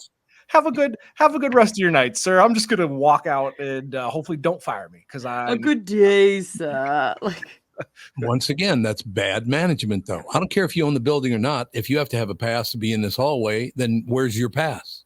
or like lead with that. How about that? Yeah. Like just a heads up, like I own the building, I kind of come in and out. and then get back on your phone. Like, lead with that. Like, sorry, guy in a sweatshirt. I don't know who you are. Like, yeah. Yep. And look at the Riz all over your sweatshirt. Let's get back to that. Yeah, why you got Riz on the cuff of your pants? Oh, my God. She dropped her down to the cuff of the pants. But no, that's one problem I've always had with management. You offer the best example so other people can follow your lead. That's good management. You don't decide because I'm managing it, I don't have to do what the employees do. That's a horrible example, right? Yeah. Right. So shut up and get the hell out of the hallway. I just live by the rule of I assume nobody knows who I am in any situation. It happened to me at the bus going to the state fair. Like this lady was like, does she work here? And I was like, I do. Here are my credentials, because I get what I look like sometimes and how disheveled I can be. Like, I get disheveled. it. Yeah, like I'm not expecting her to be a big podcast listener and watches the videos and knows who I am. Just assume nobody knows who you are all the time, always. Yeah, I suppose. But once again, I think you brought up a very good point, and I'm glad we can talk about this, because a lot of management now thinks, well, I don't have to do that. I'm management. Yeah. You're the first person who should be doing it. Yeah. You dumbass. Agreed. Yep. Well, let's go push somebody down. Yeah. She's all fired up now. Oh, we got to take a break here, don't we? We'll be right back. A little more schmoozing going on right after this. This is the Tom Barnard Show.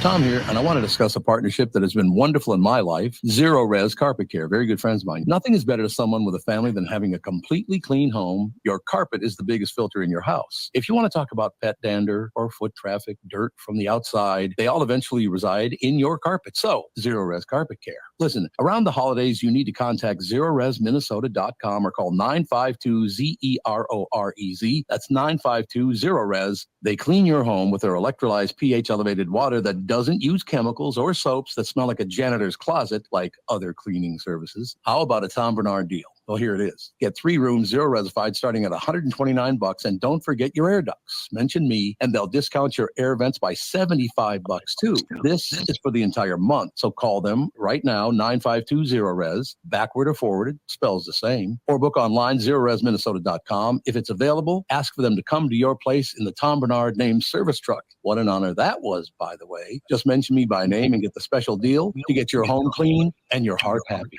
Zero Res Carpet. Hello, I'm Brad Huckle, President and Chief Lending Officer at North American Banking Company. And I'm Michael Bilski, CEO at North American Banking Company. As a locally owned and operated community bank, we work with many multi-generational businesses. Take Personal Care Dentistry of Roseville, for example. Dr. Walter Hunt, also known as Painless to me, has been a longtime customer of the bank since we opened the bank in 1998. When his son Kyle was ready to join the practice, they wanted to expand quickly. With their additional space and equipment, they now are able to see more patients each day while providing the same level of care and service. Okay, guys, I'll take it from here. If you run a family business or any kind of business for that matter, you should be banking with Brad and Mike over at North American Banking Company. Every time I deal with them or their team, I know I'm working with experienced professional bankers. So why not bank with my banker? North American Banking Company, a better banking experience, member FDIC, equal housing lender. You know the song Kokomo? It's supposed to be off the Florida Keys, right? Hate to break your Beach Boys bubble, but that's a fictitious place they made up for the song. Fortunately for the rest of us, the Florida Keys island chain are as real as the taxes you have to pay in Minnesota if you're a resident. Now that's a reason to move south.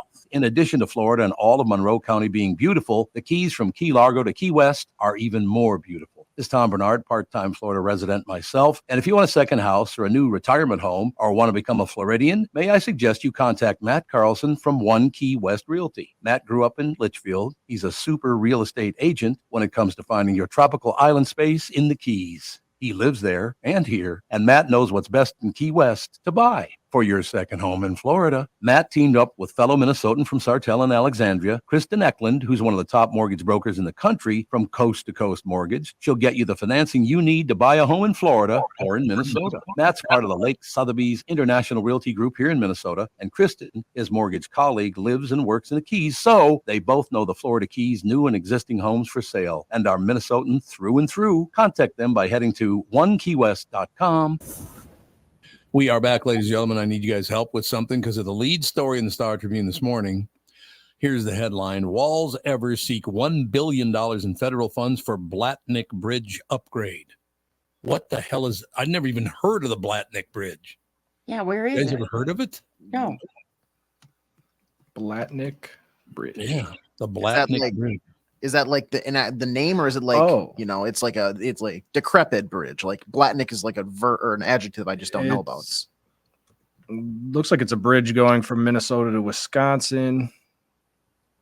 Hold on. Yeah, you're right. Absolutely. Oh, it's in Duluth.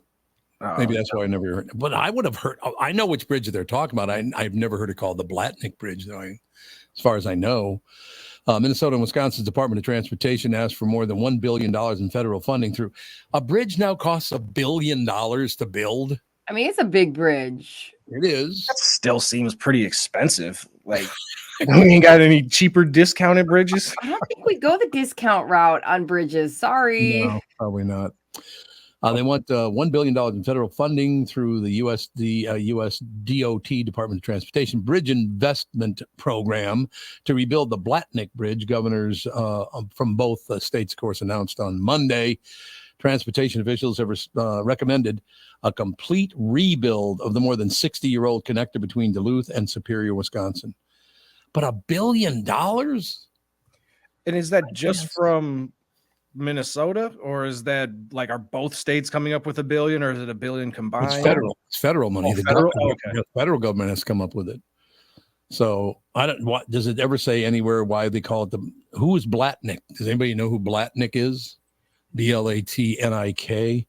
The Blatnick Bridge is a critical connection point for transportation and commerce between Minnesota and Wisconsin, and it needs an upgrade. Minnesota Governor Tim Walz said in a news release. I got to get up to Duluth again. I haven't been to Duluth in a while. I love that town. It's a great town. You guys like it up there? Yeah. Yeah. Oh, I love Duluth. I do too. And Superior, another great place. Yeah. But more than 33,000 vehicles use the Blatnick Bridge every day. 33,000 a day. I don't know if I drive over it right now. If you're going to replace the entire bridge, I don't know if I want to be on that bridge. Yeah. And I wonder what type of bridge, because if you're going to tear it down and build a new one, I wonder how, like, for $1 billion, it better be pretty elaborate in like Golden Gate type bridge, iconic level, because $1 billion seems very high for a bridge. God, per year, 265,000 trucks carrying $2.6 billion in domestic goods on $1.07 billion in international goods. They use the route that carries traffic from state to state. That's a lot of commerce, man. It's, I suppose, but $1 billion to build. I had no idea they could. I would have figured that had been a couple $100 million. Yeah. You think? $1 billion does seem like a lot now that we're really pushing it. Like, fine, let's shop around a little. And then because you asked, it's after John A. Blatnick, who was from Chisholm, Minnesota. He was a Minnesota congressman for 4 years, and then they got the bridge named after him in 1971. So, Tevin and Brittany, will you tie the word Chisholm into the earlier story we were talking about? I will never. I do think it's wild. I will never. That he was a congressman for 4 years and got a bridge named after him because he helped get the vote through. Like, I think that is. Am I wild? I mean, I need to know more information. I think if it was built while he's in Congress and he was the guy that was on the committee. Sorry, that was just the Minnesota State Senate. He introduced a bill to make Leif Erikson Day in 1963. Oh, God. Oh, wow. He really did. Nationwide observance for Leif Erikson Day. Credit that to John Blatnick. And it gets you $1 billion bridge. Is Blatnick still alive? No. He died in 1974. Oh, 1974 he died. Okay. So there you go.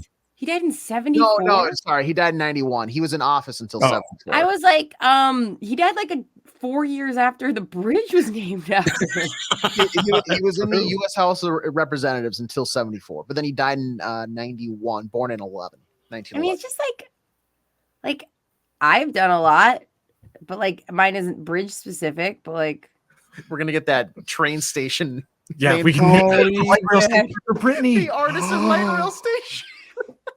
Oh my God. Nothing happens here. It's the perfect. No. Who does Nobody Brittany ever have to uses it. riz? Oh God! She's gonna riz all over that train station. See, it's never going to end. It's never. No. And you got the word Chisholm you can throw in there now because he was from Chisholm. So there's got a lot all of this stuff going. Very there's a lot of slang terms that don't really make a lot of sense. Like Tom, I bet back in your day growing up, there were words that you look back and you're like, really, I used to say that because I thought it was cool. No, yeah, there's the particular one, and I don't remember who the hell it was. Some older person, spuzz. That's what they called it. Spuzz? We called what spuzz? Gymnasium. Like, wait. Oh, I see what you're saying. That you Like- called it spuzz? like semen Spuzz, yeah. called spuzz. I think it was a north side thing. Was it? Hey, interesting. Yeah, it's a really nice looking outfit. You got you got spuzz all over it.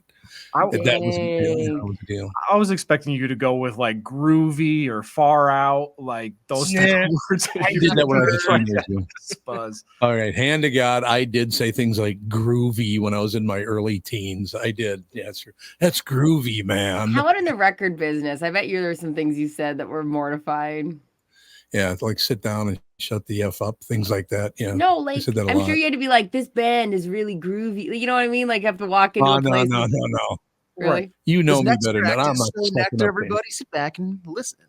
Because like back when I was growing up, everything was the tits. Like that was the cool thing. Like, something was cool. Oh, that's the tits, man. Like, okay, we're all a bunch of idiots. Never even seen tits, but we're gonna call the song that just came out on the radio. It's Well, you saw your own. Well, that's like this classic video of this like Boston guy just at a bar and he gets asked for like the local TV, like, so who's gonna win, the Celtics or whoever? And it's like, the Celtics, because of course, who else? The Celtics are the balls. And it's like I was so confused by that. But now you saying like, yeah, that's the tits, man. Like, yeah, like the balls probably just used to be the same thing. Like, it doesn't make any sense, but yeah, it's cool. They're the best. I think you're absolutely right. No, oh my God, look at this. Vikings, Walter Payton, man of the. I still can't believe that Walter Payton died so young. God, I love you guys old enough to remember Walter Payton. Yeah, I did actually a wax museum type report on him when I was in like 3rd grade. That's Did you hilarious. really? You got him. Yeah. You want to know who I did for mine? Who? Sam Adams.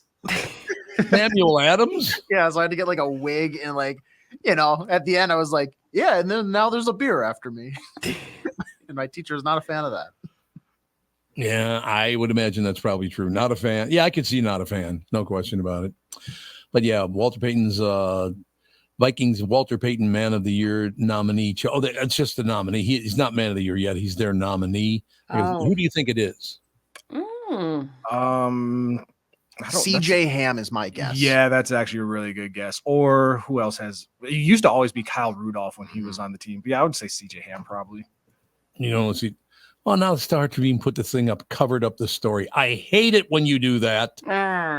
Oh God, I hate so much when you do that. So now I can't tell you who it is because I have to log in, which is going to take a minute, unless it just pops up. Oh, it did just pop up, so I think I can get it done. Okay, I'm logging in, Star Tribune. You happy? I pay the bill all the time.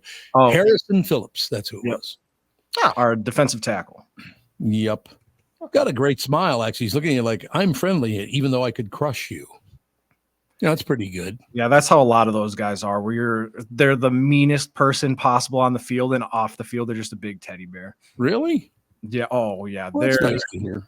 I remember when I was at NDSU, there was a linebacker that I was absolutely terrified of. Like, cowboy collar would concuss anybody that got in his way, and off the field, he like listened to whatever soft music and was very quiet. Little smooth jazz. Yeah. Now you're talking. The award honors a player's commitment to philanthropy and community impact, as well as his excellence on the field. So, yeah, it sounds like exactly what you're talking about. He's just a really decent guy on and off the field. Yeah, absolutely. Which is great to hear. So he hasn't been named it yet. He's their choice. He's their nominee from the Minnesota Vikings to win that award. But every time I see his name, I miss Walter Payton. You guys, I suppose we're not old enough to have ever met Walter Payton. Huh? Oh, yeah, he was gone long before. Sweetness was his nickname, right? Sweetness, yep. And he was one of the sweetest, nicest men you'd ever want to know. God, he was just a really nice person. And it kind of shocked me. Somebody as good as you would think he'd be one arrogant dink, but he wasn't arrogant at all. I mean, not at all. Because his brother, I think, played for the Vikings. What was his brother's name again? Walter Payton. It was his brother or his cousin or somebody like that, but that's who introduced me to him. And Walter, God, he's been gone a long time now, hasn't he? How long ago did he die? Eddie Payton was his brother. Eddie Payton, there you go. Absolutely, Eddie Payton. He played for the Vikings. Does it say that? Yeah, he was a running back and kick returner, played 5 seasons. Cleveland Browns, Detroit Lions, Chiefs, and the Vikings. And the Minnesota Vikings. Walter Payton died in 99. He's been dead for 24 years already? Oh my God. See, I swear to God, I would have guessed about 7-8 years ago. Because I think when you hold somebody dearly like that, when you really admire everything they've ever done, and they're a good person, they're not an arrogant dink, you don't want them to have been dead for 24 years. You want 7-8 years is enough. I don't want to admit that it's been almost a quarter of a century already. Yeah. But that's amazing. And he must not have been very old if he died 24 years ago. Jeez, was he 50? Maybe. Yeah, it said he was like late 40s. Late 40s. Yeah, that would make sense. That would make total sense. But Walter, thank you very much. I got a chance to meet you, and it was a thrill. Somebody that talented, and then for him to be as nice as he was, that's a huge deal. Is that a huge deal to you guys too? Because it is to me. Oh, when people are nice, and especially when they're very talented, it means so much. Yeah. See, I agree with that. And do you think most people understand that? If you go out there and be nice to people, that's a good thing? Yeah. Yeah. I hope so. Because you can run into some players that are a little bit into themselves, I'll tell you that. Especially because like their profession makes them like you could be aggressive. We could rationalize that. We could say that makes sense. You're an aggressive profession and you have to look at people as the enemy. But when you were able to kind of compartmentalize that and be really present and awesome, that's amazing. Yep, I agree with you. And that's how people should be. The bigger you are, the smaller you should make yourself. Don't you think, in public? Yeah, absolutely. I think one of the most impressive things I saw, there was years ago, there was a group of Wild players that came to Union when I was working there. And one of my friends is a huge Wild fan. And so he sees it was like Suter or Parisi, I can't even remember who it was. Dumba was there. But anyway, he's like freaking out. And these guys are over in VIP buying, $2,000 bottles of champagne. And one of them goes to the bathroom. So my friend kind of like flags him down and is like, hey, huge fan, whatever. And so he stands at the bar, talked to him for 5 minutes when he, doesn't have to, ends up buying and taking shots of like Jameson or some random thing. Nice. It was like athletes and celebrities that take the time out of their day to kind of create that one moment that, now my friend is going to remember for the rest of his life, that they'll forget the second after they leave. It's nice to see that when, like you're saying, Brittany, they can be complete a-holes and people kind of rationalize it. Yeah. And didn't that kind of upset you the first time you met that very famous person you were excited to meet and they were a jackass? Oh, yeah, it's the worst. I hate that. And that's sad why would you want to do? I'm a huge fan of yours. Why are you being a dink? Mm-hmm. And the nice ones you remember forever. Like I used to go to Vikings football camps, and I remember Dante Culpepper was there one year, and we talked. And then the next year I was back, and he was like, "Oh, hey, Tevin, like I remember you from last year." And I thought it was the coolest thing ever because super famous Dante Culpepper remembered my name. And then you get the other side of things where I remember Jim Kleinsasser was the biggest a-hole. That's what I heard. Little kids that I've ever met. So it's you love the guys that are nice when they don't have to be. Okay, I'm going to whisper this so no one can hear what we're saying. Okay, was Kleinsasser a moron? I don't remember. Oh, sorry, I don't remember if he was intelligent or not. But you must be pretty dumb if you're mean to kids. Like, yeah. Especially when like the rest of his, like Michael Bennett was playing two-hand touch football with us. I remember like Nate Burleson. Yeah. There was a kid that his cleats broke, and I think his family really didn't have a lot of money. And so Nate like went to the Foot Locker and bought him some cleats. That way he could continue to practice. So yeah, there's a lot of nice athletes. And unfortunately, not a lot of them get the attention that because the a-holes just make so much more headlines. I suppose that is true. I had heard that Nate Burleson was a really nice guy. I love that stuff. You succeeded, and instead of being arrogant about it, it humbles you. That shows great character. Absolutely. It really does. I made it big, And now I'm going to be humble because, I mean, it's just a wonderful story. That's a really, really great story. More words added to the dictionary. Am I going to care about this? I don't know. I think so. More words like jism, or what was it earlier word again? Yep, it was jism. Yeah, jism, Riz. Yeah, they add the slang words in all the time. Yeah. So they do put the slang words in there all the time.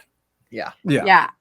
In this article, you have to go about. So the first one is about Riz, but if you go down to what do the shortlisted words mean, that'll be where the new list. Yeah, there you go. I just found it. A beige flag. Does anybody know what a beige flag is? Yes. I do, and I frankly hate it. I hate that this is like a term. Beige flag, a character trait that indicates that a partner or potential partner is boring or lacks originality. Well, if they're a potential partner and they're boring, why are they a potential partner? Oh, because there's red flags and there's green flags, and then they added beige flags. Yeah. It's just a boring attribute. I have a lot of beige flags where I go, I'm fine. Or it's like not a deal breaker, but it's something like, I wish that wasn't there. To me, that just sounds like a personality trait. Yeah. You know, like it's about them. It's just something they do. Mm-hmm. I could never call Catherine a beige flag because she's definitely not like that at all. Boring or lacks originality. Yeah, Catherine's not boring. I will tell you 100%. If there's one thing that Catherine is not, it's boring. Yeah. She's always got some stuff. I mean, I walk in the house, it's like, oh my God, what's going on now? Situationship. You know what that means? Yeah. Jada Pinkett Smith made this one famous. Oh, is that right? Yep. Situationship, a romantic or sexual relationship that is not considered to be formal or established. It's a made-up word. It's not even a word, so shut up. Right? Yeah. Right. It's not considered to be formal or established. Isn't she married to him, or are they not married anymore? Well, this was about her son's friend August that they had a situationship. Who did? Jada and her friend. She was stripping her son's buddy? Yeah. Yeah. Who is a famous musician. So it wasn't like his, not that it makes it any better, but it wasn't like, oh yeah, I went to his high school and met, Chris. This is like a very famous I picked them both up from soccer practice. Yeah. Here's a juice box for you and for you. And for you, my bet. Here you go. That's terrible. Yeah, not great. Parasocial, designating a relationship characterized by the one-sided, unreciprocated sense of intimacy felt by a viewer, fan, or follower for a well-known or prominent figure. Well, how would you even know that? If somebody walks up to you and starts talking to you, oh God, I have to find out if your kind of intimacy fits my ideal. I mean, what does this even mean? So this one is like if let's say you listen to this podcast and you know Tom very well, but Tom doesn't know you very well, kind of thing. So that's parasocial. Yeah. It's not a bad one. I have parasocial relationships with people like I listen to. Oh, really? I feel like, not to take a shot or anything here, but I feel like would you think you and Taylor Swift would be friends? Obviously, exactly. Yeah, but on the other side of that, she doesn't know you exist, so I think that's like the parasocial. I love that. Yeah, it hurts my feelings a little bit, but also it does make a lot of sense. Actually, she does know who you are because she keeps calling me, and I go, "Look, Taylor, just leave me alone. Just call Brittany. She's a Swiftie, so give her a call. Leave me alone." Guess what other word is in this? Liar. Swiftie. Yeah, there it is. Swiftie, an enthusiastic fan of the singer Taylor Swift. Honest question here, just based off grammar alone. Why does it not end in a Y? Oh, good question. I understand if you're using multiple Swifties, it would change to an IES. But if you're saying I am a Swiftie, why is it not Swift with a Y? Because I know the answer to this. You do? Okay, why? Because if you're besties with somebody, like if that's your bestie, you spell it IE. Okay. Yeah, that makes sense. Okay. That's what I would. That makes sense. I'll take that. Bestie, Swiftie. So why do you spell it bestie with an IE? I don't have an answer for that one, unfortunately. Okay. Yeah, let's keep diving down the rabbit hole. How about prompt? An instruction given to an artificial intelligence program, algorithm, etc., which determines or influences the content it generates. That wasn't in the dictionary before? That absolutely was. There's no question about it. Yeah. And de-influencing, the practice of discouraging people from buying particular products or of encouraging people to reduce their consumption of material goods via social media. I Why love don't you that. just stay out of my business and get the hell away from me? I like a de-influencer a You lot. do? Yeah, because they'll show you like everyone, you know how, let's say I'm on the air going, these headphones are the best headphones. Oh my God, I hear everything. And then someone's like, well, I bought them to try them out. Oh, they're terrible. Don't buy them. Like, I like when people are honest about products. That just sounds like you're being honest. You're an honest reviewer. But you're taking the shot for everyone. I don't want to buy everything everyone says is amazing. And I trust you more. You're not getting paid for it.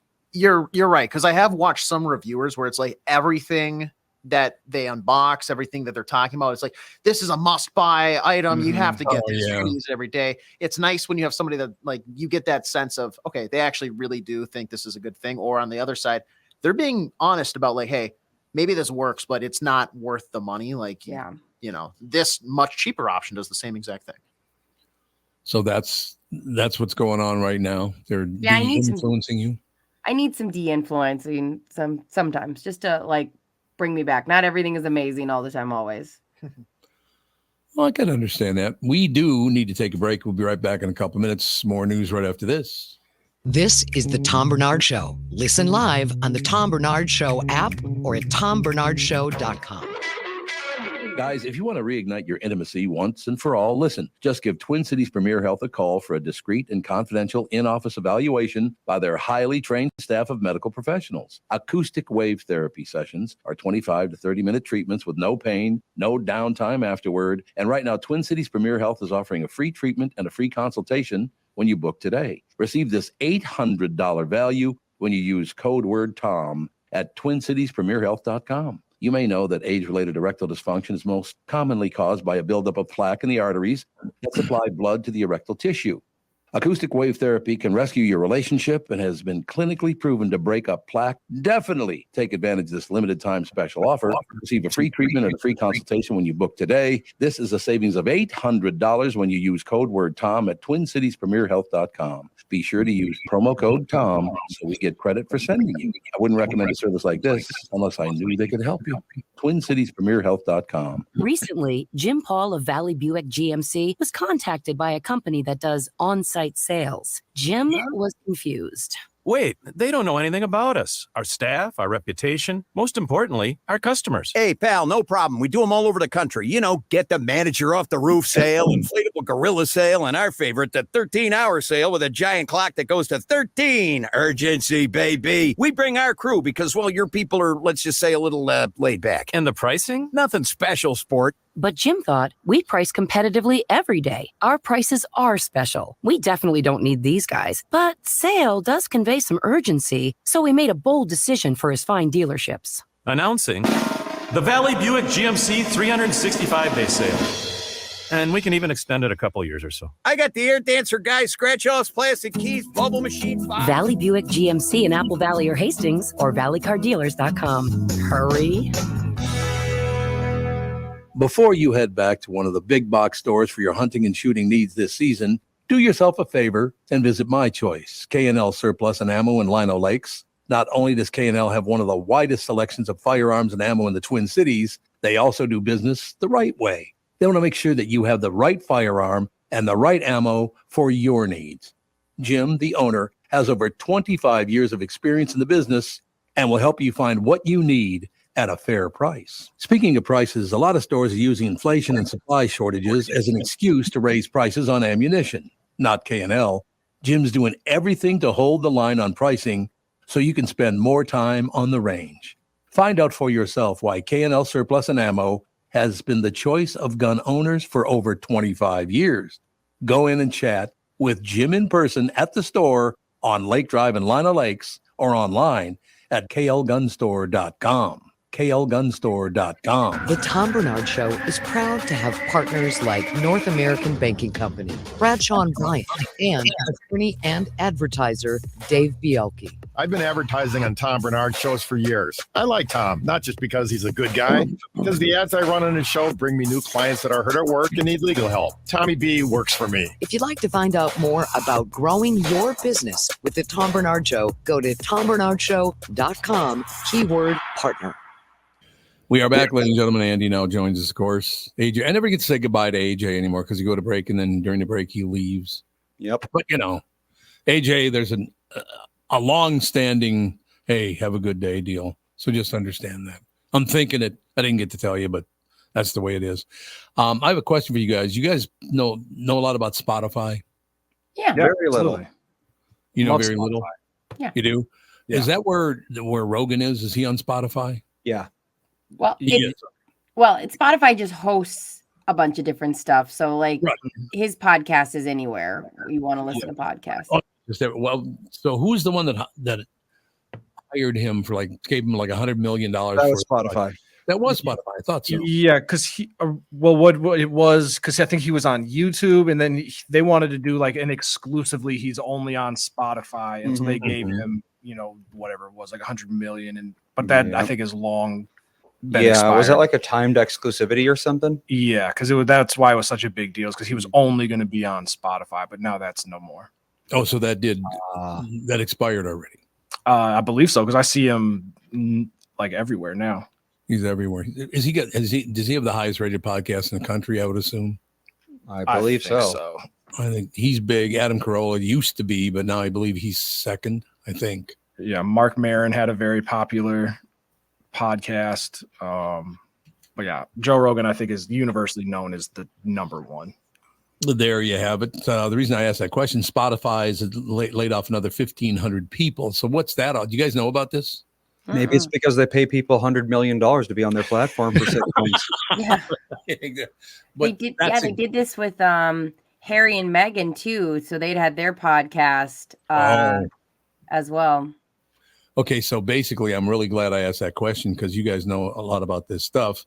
So in other words, to get the $100 million, they had to lay off so far 3,000 people to pay him. Well, it's like Netflix, how for years they were just greenlighting absolutely every piece of crap, giving them tons of money. And then all of a sudden they were like, oh, we don't have any money. I guess we just have to lay a bunch of people off. The tech bubble is starting to burst and they don't have infinite money like they used to. I'm glad I asked this. And what's causing that? It was a bubble. Bubbles burst. That's what they do. So it's just it got so big that it had to burst. Mm-hmm. It's like Twitter laid off 1 billion people. Facebook laid off a bunch of people. They're all laying off hundreds, if not thousands, of people because they were just throwing money away. They were just hiring people for garbage positions that had no purpose. They were building these gigantic campuses with tennis courts and stuff in them. They had so much money because of the social media boom that they couldn't spend it all. And now that that's starting to die, they don't anymore. So it says here, Spotify's layoff memo in the art of delivering bad news as a streaming giant cuts about another 1,500 jobs. They put it as 1,500 more jobs. I think so far they've fired 3,000 people. Well, but it's it's a website that hosts other people's content. How do they need 3,000 people to begin with? Yeah, that's a great question. You can run a site like that with 50 people tops. Well, I mean, Spotify, obviously you can get, your super popular music on there, but anybody, I could make a song today and submit it to Spotify and they review it and put it up there. So they do have a very large, a number of people that are curating music and stuff like that. So they do need a large staff, but from what I've seen is they when Spotify was on the rise, they overhired because they thought this was going to be a limitless growth, and now they've realized, okay, our ceiling is much lower than we anticipated. And they're not calling it firing. You know what they're calling it? Laying off. I want you to use this, and if you ever have to fire anybody in your future, call it a quest for efficiency. Oh, well. Quest for efficiency. No, this is not firing. It's a quest for efficiency. Oh, okay. So they just saw this money rolling in, so they hired thousands and thousands of people for no reason. Yeah, and because in Spotify during the pandemic, when nobody had anything better to do than kind of listen to music, they do. So at the end of every year, they do a Spotify Wrapped, and it breaks down what songs you listen to, who are your top artists, podcasts, blah, blah, blah, blah. And that got very popular for people posting on social media. And so then they saw their numbers increase for subscribers. And so again, they just thought that, hey, the sky's the limit, and we are realizing that it's not. Well, this can't be good news. Signs of a weakening job market in 5 charts. That's not good news, you think? No. Yeah, I just... Can you tell? Because I cannot. Is the economy getting better? Is it getting worse? Are we in good position? Are we in bad position? Is there any... You guys have a take on that? No, but it seems terrifying, and it's hard to gauge because the price of things are going up, but I don't feel like jobs are necessarily always paying more. And then for a while during 2020, houses shot up in price, and now they're like calming down a little, but not much. Not much. Like they're not really reactive. There's like a slow reactivity there. So I don't really know what's going on. So do you think that's a good sign or a bad sign of the economy? It feels like a bad sign. Yeah. To me. I just hope it's not. That's all I'm saying. Yeah. My fingers crossed, like, we don't want to go through another, because it was that 2008 when we had a semi crash of the economy. Yeah. And that was very tough. I probably shouldn't even call it a semi crash. How about a half crash? Yeah. Because 1927, the big crash when people were jumping out of windows of skyscrapers in New York? Yeah. Was that 1927, I think? Around then. I thought it was like the 30s, wasn't it? I'm pretty sure it was in the 20s. It was both. It was 29 to 39. Oh, it's 29 to 39. So there you go. It was both. But I'm more right. Oh, God. Here we go. So it started. Yeah, I thought it was 27. It was 29. Yeah, okay. Yeah. Oh, you know what? Yep. I should have remembered that. You know why I should have remembered that? Why is that? I can't use the word that Richard Pryor used, but he said, man, I had a roommate one time back in the old days, and he was always having these women over. And I'll tell you one thing, man, that thing was harder than times in 29. Which I thought was a pretty good reference. I mean, so you got to remember 29 because of Richard Pryor. 5 signs of a weakening job market is not what I want to see on the front page of the Wall Street Journal website.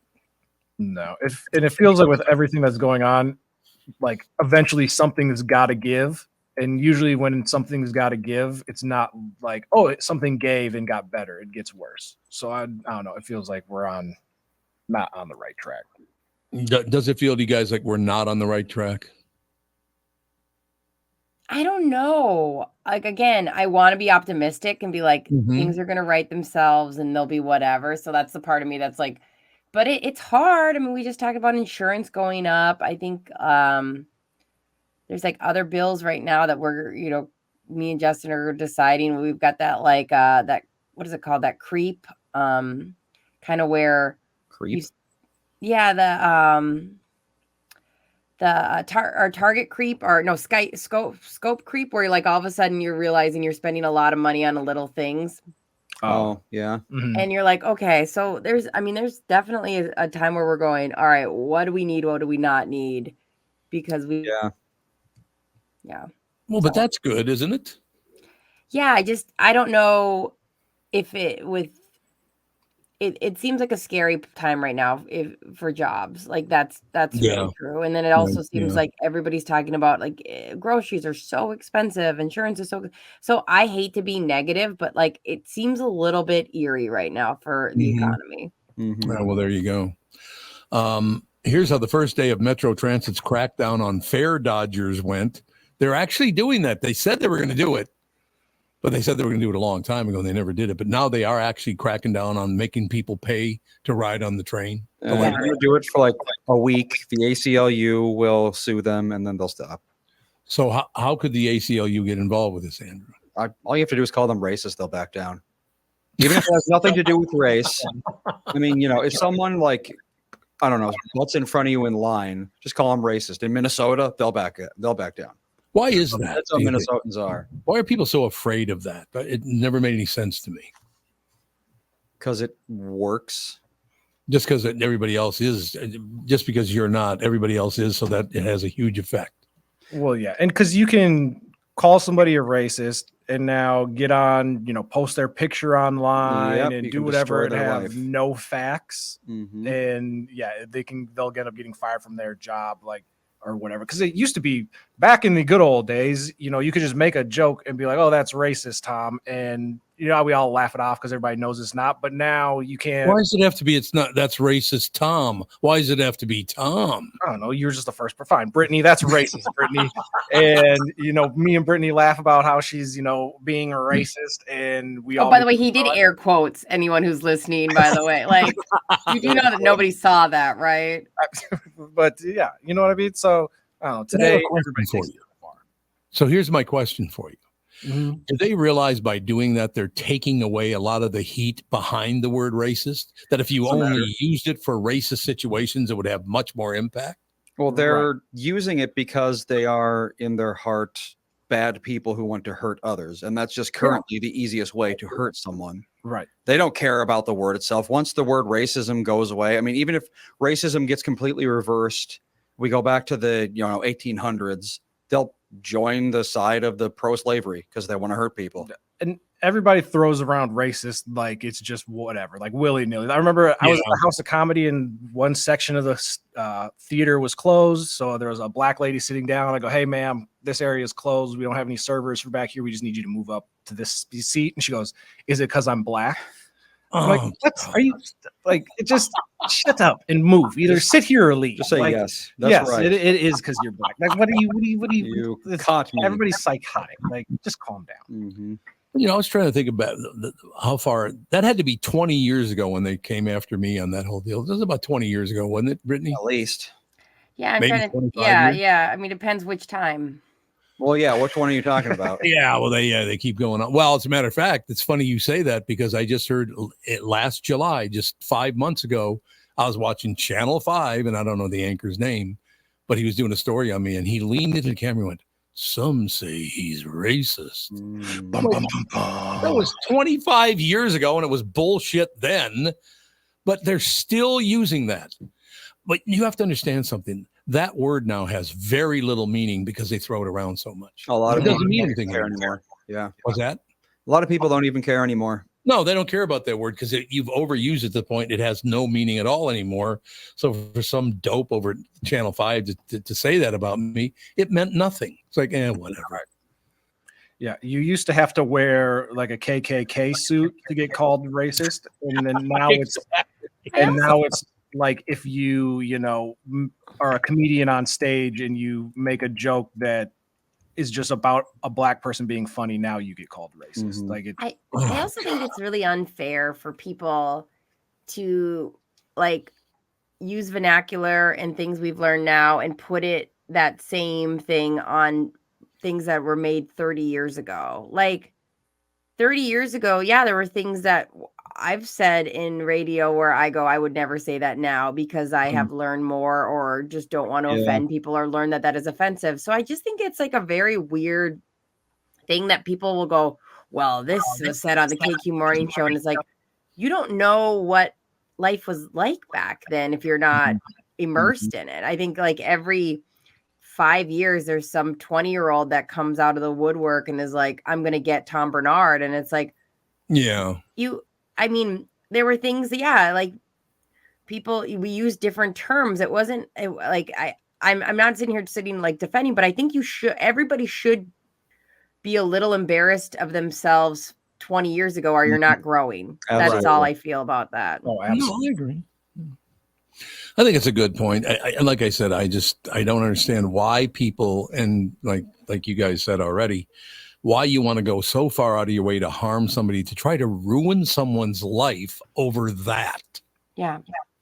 Right. When there are things happening in the world that are worth your attention and that are actually racist, but you can't, I don't know, people look to take somebody like you down, Tom, because that's what is going to make headlines and they can feel good about themselves because you're in the spotlight, where if you're pointing out, some small business owner that's discriminating against his employees is not going to necessarily grab the attention of the general public. And also going after real issues is risky. Right. Because like a lot of it is like, go to China or, the Middle East or something and start talking about racism and see how long you last. Right. You're not gonna be a free man for very long doing that. But in America, it's safe to do so. So they do it here. Yeah. Which is great. Like, I love that about our country. Like, that's a really, like, everybody should have a voice. Like, in how you choose to use it is your own choice. Like, it is amazing that we live in a country where everyone gets to speak up. I wouldn't trade that. I agree. The only problem with the whole thing, and this is a part that I've never even really talked about, but I know really why they did it. Because, and particularly in Minnesota, this does stand out in Minnesota, that whole passive aggressive thing. I found nothing but disgust from people I'd be interviewed by. Well, where'd you go to college? I never went to college. I went to college for a day. Well, where'd you graduate high school? I said, well, I graduated at 16 years old from North High School. I just tested out. So I succeeded in radio, in voiceover, in the record business, and back in podcasting now. And I didn't need to kiss their ass, and I didn't need their help. And that's what really pissed them off. Which, like, nowadays, Tom, it's kind of like the whole broadcasting from home. Remember when you used to do it, we'd kind of have to not say it out loud. Yeah, 25 years ago, yeah. And now it's like a trending thing. A big trend nowadays with people with raising kids are like figure out what they want to do and work backwards, not start going to college and fall into something. So a lot of things, 20-year-olds now are going, does the career I want to do, this is the thing I want to pursue, do I need college? So you're just ahead of your time. Like, it's funny how like that comes out where it's like, I don't know most people. I don't know if they've been to college or not. I have most people I interact with. Even if they went to college, I don't know where. I hope that like my nursing friends went to college, but otherwise I don't really care. Right. And there's an element of gatekeeping as well. Cause in like the comedy scene, for example, you'd get older comedians that see a younger comedian that, is now YouTube famous or whatever. They go, yep. Well, I had to work, all these terrible gigs where people are talking in dive bars and this and that. It was so hard to come up and you got it easy. So there's that element of it too, where it's like, if I went through and had to do it this way, everybody should have to. It's hazing culture. Yeah. It's like, I had to get hazed, so you have to get hazed. Otherwise, I feel bad about going through all that. Like, Tom, like, isn't it true? Like, Tevin and Andy probably don't know this, but that exists in the radio world so hardcore. God.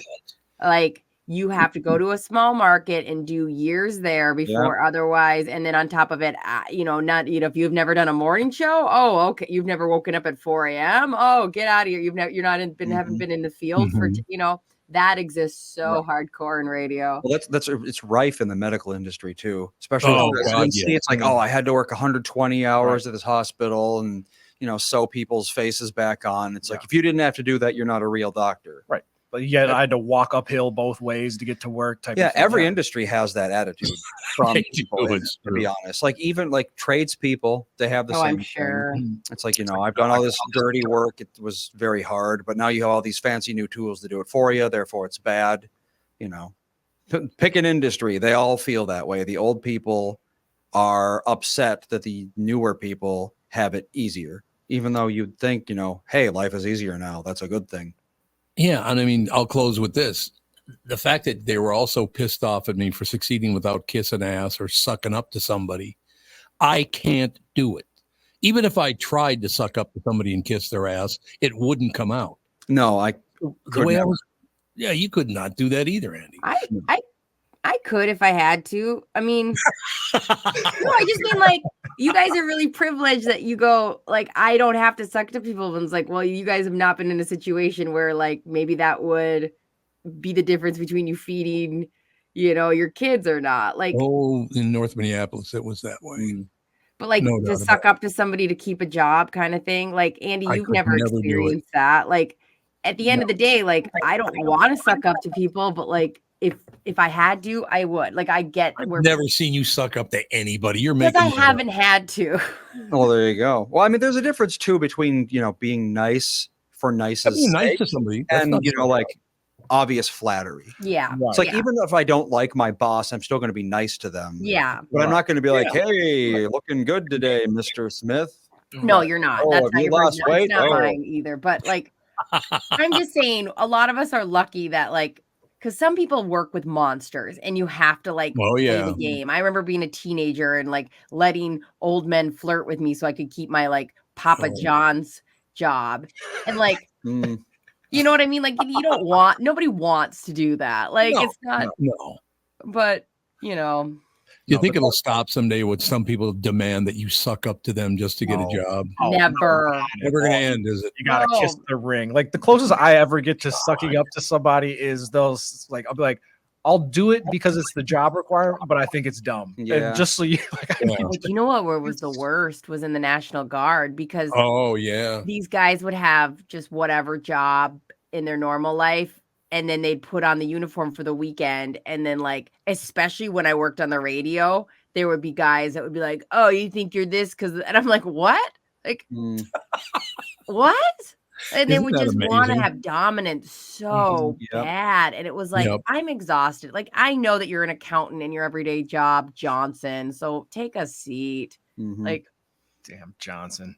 Well, yeah, I mean, like uniforms and ranks definitely do go to people's heads a lot, especially ranks. yeah, that's a Mhm. hard one. Where did you exit? Did you exit as a master sergeant?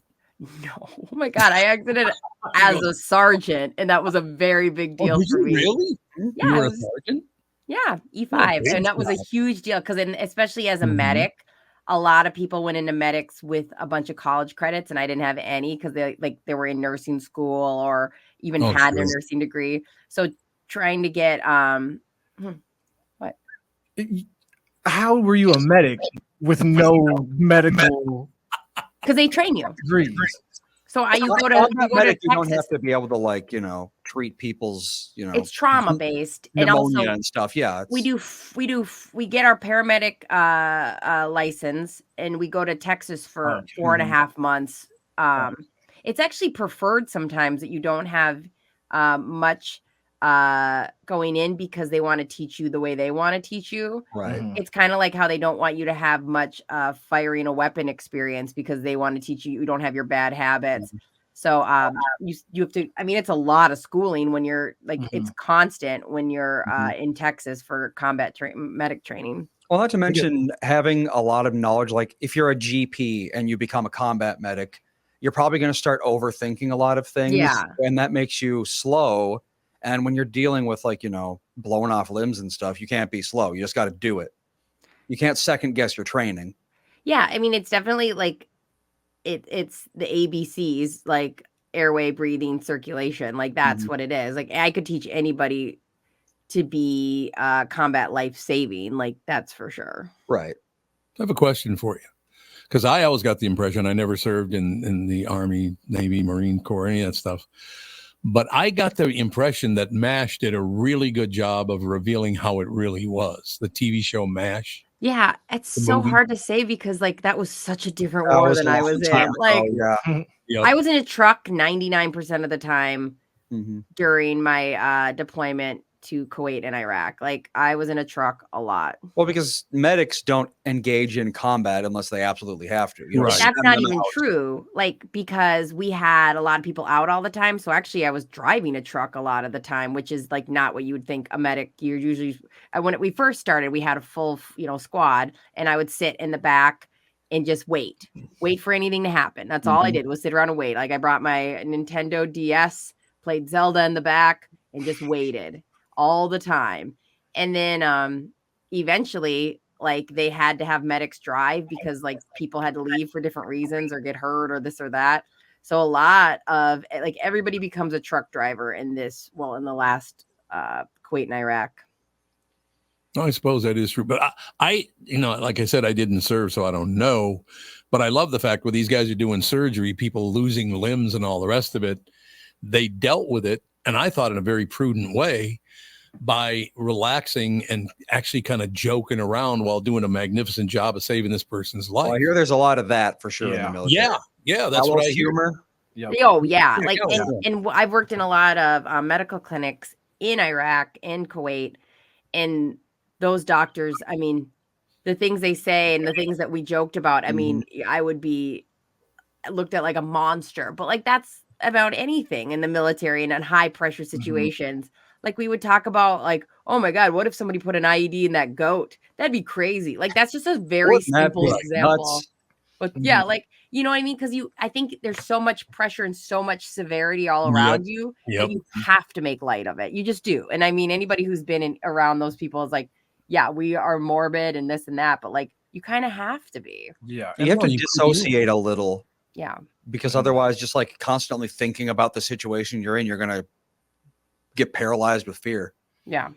See, I agree with you guys completely. You have to take it lightly because on the other, if 50% of it is taking it lightly, the other half is very serious and you have to do your job. So I think the only way you could deal with that is with that left side embracing a little humor while you're doing it. Yeah. Yeah, absolutely. Whether it's the Army or, if you're a paramedic here in the US or in things like that, anytime you're dealing with highly traumatic experiences, like you can't take all of that trauma and absorb it 100%. You got to laugh some of it off. Otherwise, you're just not going to survive as a human being. I couldn't agree with you guys more about that. You have to lighten the moment. The more severe it is, I think the more you have to bring lightness into it. Otherwise, you're never going to get through it. Well, and there's a reason deployments are relative. Like you never deployed for 15 straight years. Because people would just, no matter who you are, you would just end up going insane. Yeah, you'd break for sure. I mean, even 1 year, you break a little in some ways, but like, well, it depends on where you go and when, of course. Yeah. And like my deployment was pretty calm compared to a lot of people's. I mean, we didn't lose anybody. There's like, nobody had a fire around off in my squad. Like there was a lot. It was a pretty calm, but at the end of the day, you're still living in a tent for a year without your family. Right. And in harsh circumstances, like you always have to be aware. So it's like, I can't even imagine like the people that did the extended time while they're deployed. I can't even imagine the stop loss stuff that's devastating. Yeah. That does make a lot of sense. We should probably take a break here because let's harass the piss out of Kristyn Burtt by being lighthearted about any bad news she's going to deliver. What do you think? Perfect. Although she never delivers harsh news, does she? Yeah. No. Also, we forgot to tell her happy birthday. It was her birthday on Sunday. Uh-oh. It was? Yeah. Let's sing to her. Okay, we'll sing to her. We'll be right back with singing to Kristyn Burtt for her birthday 48 hours ago. I like it. This is the Tom Barnard Show. Listen live at TomBarnardShow.com or on the Tom Barnard Show app. Is that text you're sending so important that you missed your turn? Is that text you're sending so important that you ran the red light? Is that text you're sending so important you didn't see the ball coming onto the road or the child that followed? Hi, I'm Mike Bryant from Bradshaw and Bryant. When you take your eyes off the road for even 4 seconds, your vehicle travels 100 yards. That's the entire length of a football field. If you absolutely have to text, you need to pull off the road somewhere safe and do it from there. Texting and driving is against the law and can cause serious injury or even death to you and others. Now that is important. We hope you're never injured in a collision, but if you are, please contact us. Find Bradshaw and Bryant, personal injury attorneys at minnesotapersonalinjury.com. Going farther with Mike Bryant on your side, seeking justice for the injured. Bradshaw and Bryant. Hello, I'm Brad Huckle, President and Chief Lending Officer at North American Banking Company. And I'm Michael Bilski, CEO at North American Banking Company. As a locally owned and operated community bank, we work with many multi-generational businesses. Take Personal Care Dentistry of Roseville, for example. Dr. Walter Hunt, also known as Painless to Me, has been a longtime customer of the bank since we opened the bank in 1998. When his son Kyle was ready to join the practice, they wanted to expand quickly. With their additional space and equipment, they now are able to see more patients each day while providing the same level of care and service. Okay, guys, I'll take it from here. If you run a family business or any kind of business for that matter, you should be banking with Brad and Mike over at North American Banking Company. Every time I deal with them or their team, I know I'm working with experienced professional bankers. So why not bank with my banker? North American Banking Company, a better banking experience, member FDIC, equal housing lender. This is Bob Sansevier, and I want to tell you about Dave Bialke from Bialke Law. Dave represented my wife, Mary, when she had a significant workplace injury. She was very happy with the job Dave did. If you have a work-related injury and have Dave represent you, I'm betting you'll be happy too.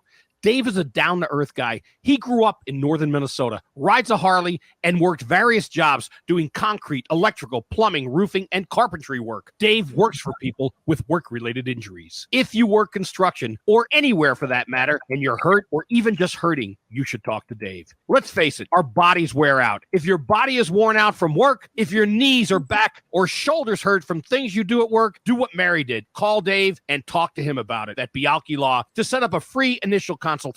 The number to call is 763-571-2410. That's 763-571-2410. Or visit bialkelaw.com. That's BIALKE law.com. All right. Well, this was pre-recorded. We're going to play it for Krista now. Okay. You ready to go? 3, 2, 1. Happy birthday to you. Happy birthday to you. Happy birthday. Happy birthday.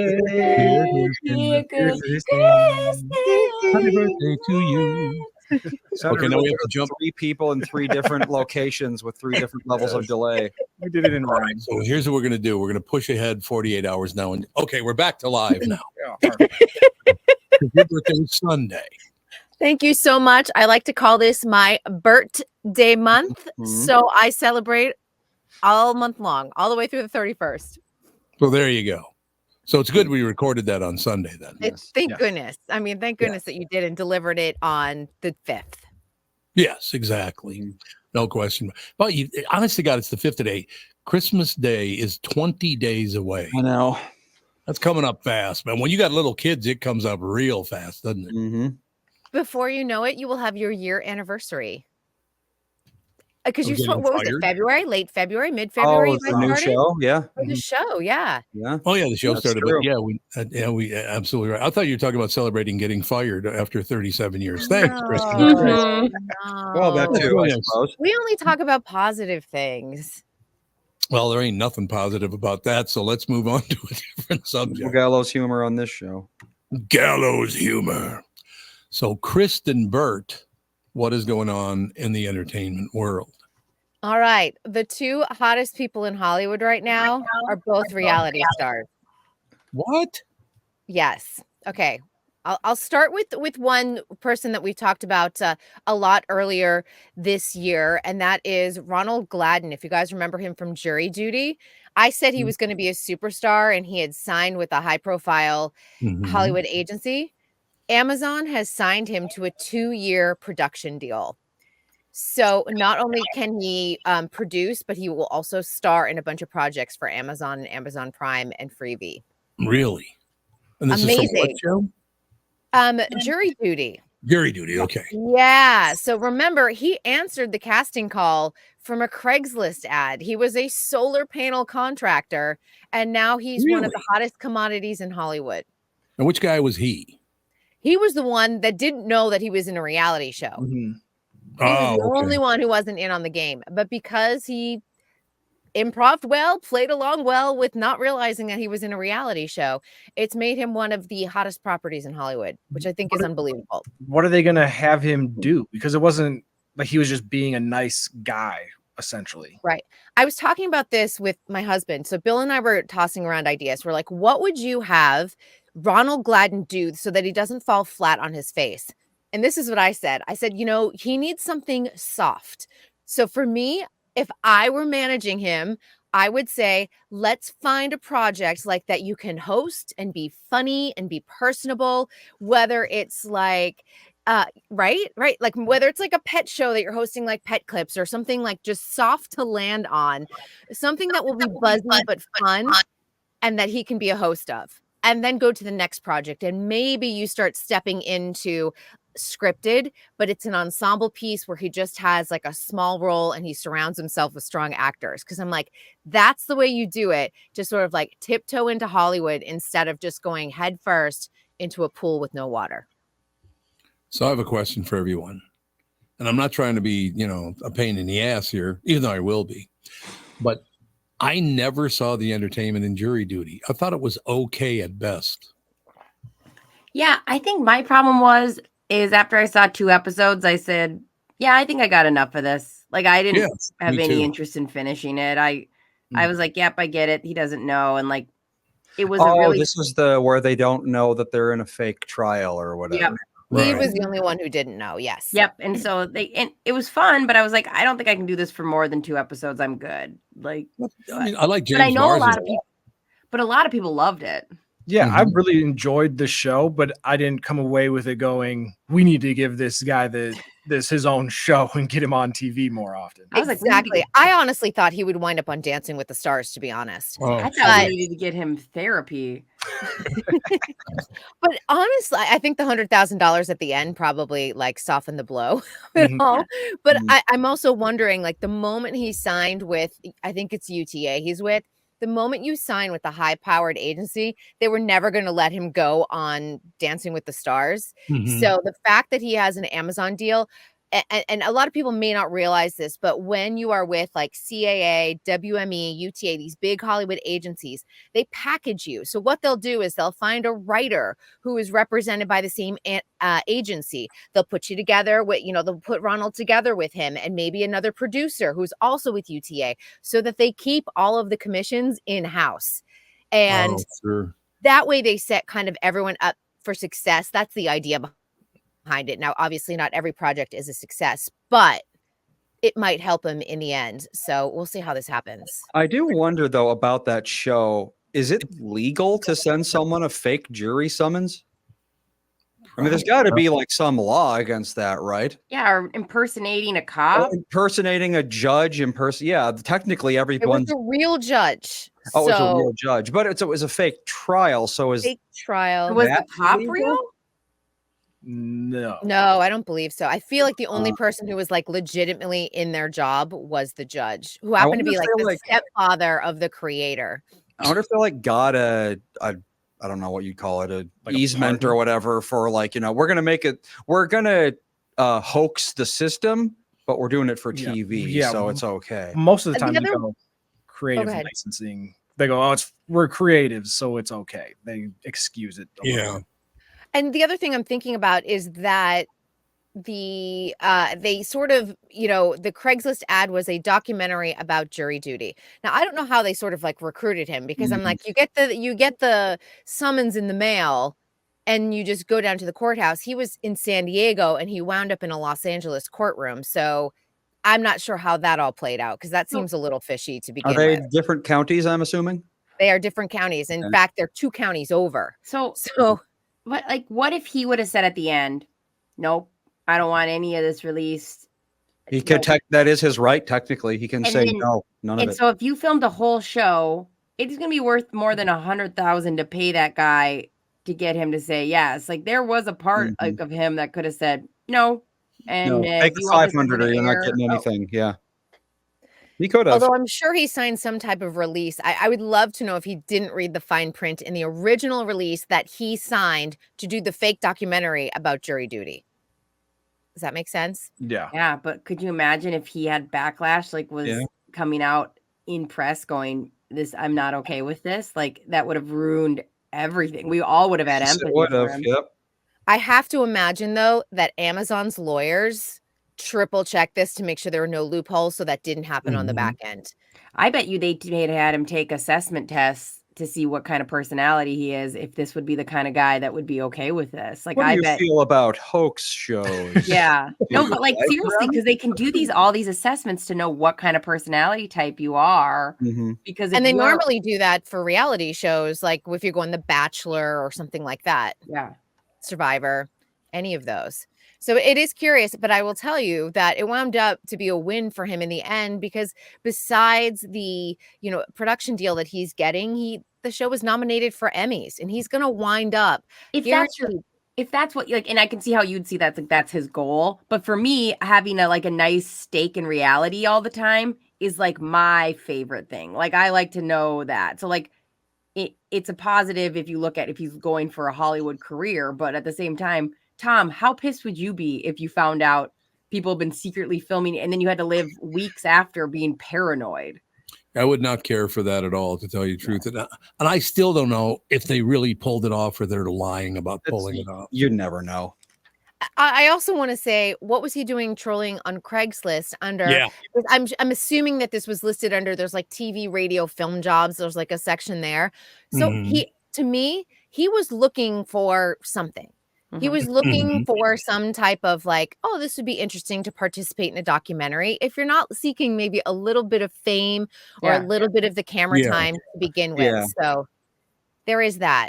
That would mess me up for life. I'm just saying, like, that would full on, I would like literally walk into everything being like, is Tevin an actor or is he for real? the cameras? Yeah.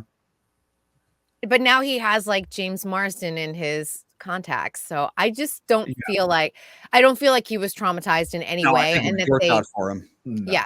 Would it be annoying? Sure. But it'd also be pretty cool. Yeah. I mean, well, getting $100,000 would also be pretty cool, I think. So. And I feel like the first episode was a tell because he was like, oh my God, are you someone famous? So to me, he's already sort of like in that. He's already sort of captured or enamored with Hollywood. So I feel like, so that just means that he was the right person. Any other person that, you know, didn't want the camera in their face probably wouldn't have pursued this. Or at the end, if they felt betrayed by everyone around them that they thought they made friends with, it could have ended up to be a really mean and cruel ending. Yeah. But do you think it was real or was the whole thing fake? Including his part. His part was, he thought he was really doing a documentary. Yeah, I could go either way with it. Like, because it seems so heavy in, well, we hope this guy is chill with it after, but I think because he revealed when he thought there were some things, like there were some red flags in his head, so that, but he just was like, I just kept on going along with this. He's like, but there were a few things that like made me question, and he's talked about them in interviews before. So it's not like he wasn't like, oh, I totally believe this whole thing from start to finish. He was questioning things, but he's like, everyone else was going along with it. So he's like, so I did too. I have a question for you. I didn't finish watching the series. I only watched a couple of episodes. So did the audience know as the show went along that so the whole thing was recorded and then put on television? Correct. And the only person who was not in on the joke was Ronald Gladden. Everybody else, including the viewers, knew what was happening as this unfolded. But it was already recorded by then, so they could know it, right? Correct. The whole series was recorded ahead of time. Yeah. Yeah. Yep. It wasn't in real time. It wasn't like Big Brother where you're kind of like watching it unfold live. Yeah. Right. Yeah, because you couldn't get his permission to record it live, so it couldn't have been live anyway. Yeah. Because if you were like, oh, I mean, I guess technically they could have done like some pretense. It's like, oh, we're gonna, you know, it's a trial. Sometimes we broadcast these live. Can we do that? I don't know. Yeah. But that probably would have made it legally a lot more gray. And it turned out to be Freebie's top hit for 2023, that they're trying to figure out a way to do the concept in a different setting. But I'll tell you, like, if I wound up and all weird things started happening around me, I'd be like, am I on Freebie? Like, am I in another version of Jury Duty? Like, my red flags would be going up all over the place. Yeah. Essentially like what, it's essentially like what Ashton Kutcher and Punk went through. Yeah, where, like, if I was a that's the first thing I celebrity, thought of. Yeah, if I was a celebrity and all of a sudden like 3 cars start on fire and you know the sky is falling, like, okay, where's Ashton? Yeah, but that's another thing where it's like, then what if a car is on fire and you're just like chill about it? Like, I just like you wouldn't be able to like not react. Yeah, because you'd be like, well, what if this isn't fake and now somebody actually did die or something? Yeah. My favorite one from Punk'd back in the day was when Justin Timberlake was being punked and they were like, you have a lien on your property or whatever, and they have like IRS guys, fake IRS guys, obviously like walking out with his property. Oh yeah, that was really funny. It all. That was a good one. He's like practically crying and I was like, Yeah. Yeah, I remember. I think it was The Simpsons that parodied that. He had a new show called Chop Shopped, where he'd go and just wreck celebrities' cars and go, "You've been chop shopped," and they're like, "How am I going to get home? That was my only way of transportation." And it did feel like that at times. Yeah, it's like, "Oh, we're going to wreck your life for fun. I think it was Stone Cold Steve Austin that they punked on one, and he was not about it. And he, like the actor that's like trying to tell him whatever is going terribly wrong in his life, and Stone Cold is just straight faced, like, you want to try that again? And the guy was like, you're unpunked. Don't hit me. You're unpunked. It's all a prank. It's all a prank. Well, it's like this is over really fast. Some of the punked ones I thought were pretty cruel. So I think like if you go back and watch them, you're like, oh, these aren't as like, like where Jury Duty came out relatively sweet and he got money and everything else. Punk sometimes felt like kind of icky about it. Yeah. Well, there was a huge wave of YouTube videos, YouTube pranksters that would basically do this. They're just like random nobodies on YouTube doing it. But over time, they had to keep one-upping each other. So they would like go into some like super seedy area and meet with actual drug dealers and like start pretending to buy drugs and then go, it's just a prank, bro. And then people would end up getting like shot and stuff. Yep. Stupid. Like, how dumb can you? But that's, if it gets clicks. Well, you guys remember the zombie bath salts thing in Florida? Yep. So after that happened, somebody was running around Florida on Martin Luther King Boulevard pretending to be a zombie and like attack people and would get guns pulled on them. Yeah, that's a great way to get killed. People were like, yeah, I'm just going to shoot this zombie and not take any risks. Well, yeah, if I thought someone was on bath salts and about to try to kill me, I would probably defend myself. Yeah. I think a lot of people would. Yep. God, what an amazing idea this is to do something like. Yeah, I could see a guy like Stone Cold just saying this is not funny and get the hell away from me. Yeah, but Stone Cold Steve Austin's not going to kill you in response. Well, he's big enough where he probably could, but he probably won't. Right. Whereas, yeah, you go try to buy like, organs from the black market. You say, oh, you were on camera the whole time. There's a good chance you're not leaving that building. Right. Yeah, Tom, if somebody came up to you and started pranking you, you're not going to play along for the game. You're like, we're going to cut this out immediately. Yeah. Right. Well, I always use the example of Ralph, guy I went to high school with at North High. Ralph in 10th grade was 6'2", weighed about 240. He was a very large man. And we're walking down the hallway one day and he goes, Tommy, I got to tell you something. I say, what's that, Ralph? He goes, man, you're really funny. I said, oh, thanks. He goes, but don't ever make fun of me. Mm-hmm. I'm like, okay, that works for me. I got the instruction. Thank you. I will not be making fun of you, Ralph. No, this guy was huge, but he thought it was very funny as long as it was somebody else and not him. So that was kind of the Stone Cold Steve Austin response. It's like, get the hell away from me. Right? Right. Makes sense. It does make sense. So what else is happening in Hollywood, sister? Well, I have to give you your number 2 of who else is the hottest commodity in Hollywood right now. And I'm going to get a lot of groans for this one. Kim Kardashian. Oh, God. Yeah, a lot of groans. I know. It's kind of unbelievable, but she has really stepped into the acting arena. So she did American Horror Story Delicate this fall. She got relatively good response from that. But what's interesting is that she is now producing and starring in a female-driven comedy called The Fifth Wheel. It's being written by someone from Saturday Night Live. And Ryan Murphy is bringing her back to star in her own Hulu series.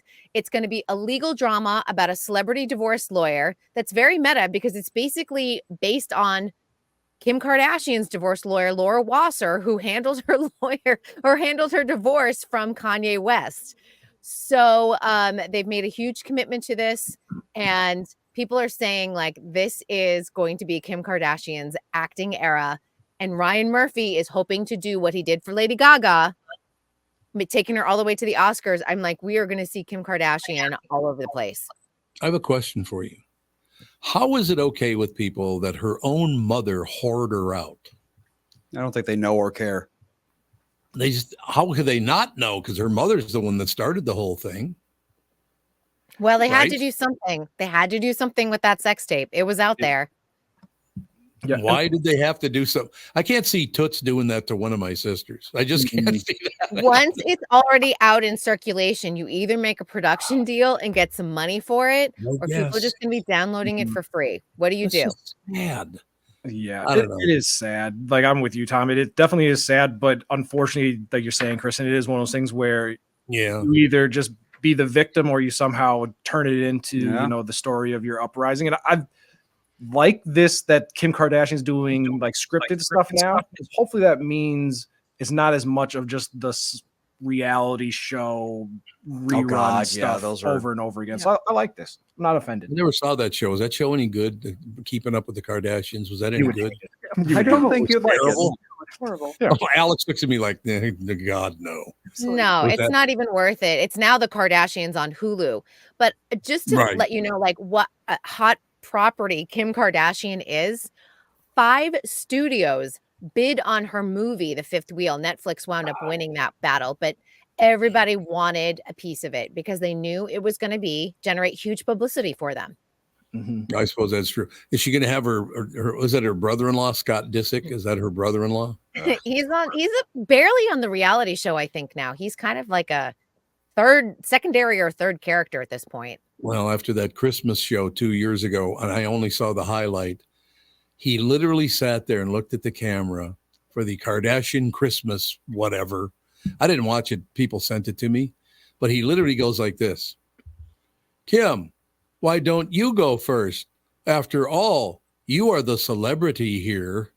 I mean, that's how badly he delivered his line. I think it was probably intentional. From what little I know about Scott Disick, I think he was probably just trying to be an ass. He's being a smart ass? Probably. I'm just going to ruin the show out of 100%. spite. Yes. He was hilarious. Like from what I had a roommate that used to watch Keeping Up with the Kardashians. And so I'd watch it every once in a while with her. And I was like, that's the only likable character on the show because he's just ridiculous. And he's like in the best way possible. Ralph, I'm sure you were glued to the Kardashians, huh? Oh yeah, all the time. When they were smelling each other's underwear, I had to turn that on. What? That's exactly what they were. They were smelling each other's underwear during this, and and I thought to myself, people watch this. It's just normal family stuff, Ralph. No, it's not normal family stuff. You know. I'm sure Tom was smelling his brother's underwear. No, that was not happening. But that was true. That's a true story. I watched one of these. It was on. Someone was watching, and it came across the feed or whatever, and I saw that, and I said, "Nope." It just was too coarse. It was beyond the limits of polite society. We can all agree on that. Yeah, that is true. I'm glad I missed that episode. Well, they all now billionaires. They're billionaires now, aren't they? Kim is, and Kylie is sometimes. Like she was, and then she wasn't. but Kim definitely is. Her Skims, which is shapewear, that empire has done extremely well for her. So she is making a fortune off of that. There you have it, ladies and gentlemen. So learn the lesson. All you can do is whore yourself out and you'll make a lot of money. Depending on who you are. Yeah, that's true. It depends on who you are. That's very, very true. No question about it. And we'll close with this. And Tevin, you could probably vote on this one for me. I didn't like the way they went out of their way to use black people in that series. I mean, they held them up as like, it was weird. It just felt real. Let's go find a black guy to pretend to like. Didn't you guys get that take from them, or did you not feel that way? Because I've never seen 1 second of it with the there you go.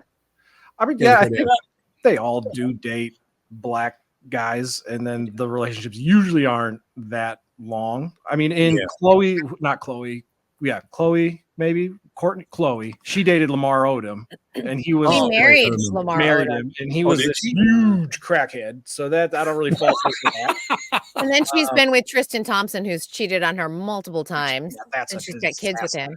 Yeah. And the Kardashians are also accused of blackfishing a lot. That's what I'm saying. That's exactly what I'm saying. They'll sit courtside at a Lakers game and kind of select one, like they're Angelina Jolie adopting a kid. Like I'll take this one. That's rough. I am glad I brought that up because you guys all feel the same way I do. It's like, stop using other people's skin color to make money. That was very offensive. Oh boy! Yeah, don't get upset at them for doing it. Get upset because it works. Well, even with Chris Humphries, that marriage was 30 seconds long? 72 days. Yeah, 72 days. Like they said, I do, and then drove straight to the courthouse to get a divorce. Really, like, what is that one is fascinating to go back and watch. Yeah, the clips are sometimes wind up on social media, and just watching their interaction, you're like, you guys hated each other. I can't, but like, I think that they had spent so much money because it was like a $10 million wedding or something crazy like that.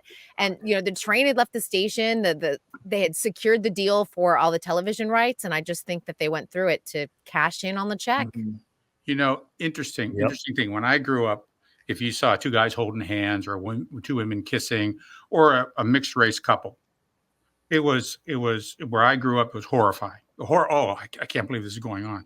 This is the 21st century. It's been around, you know, I think we're kind of accepting of what people choose and that sort of stuff. By and large, why is there continued fascination with mixed race couples?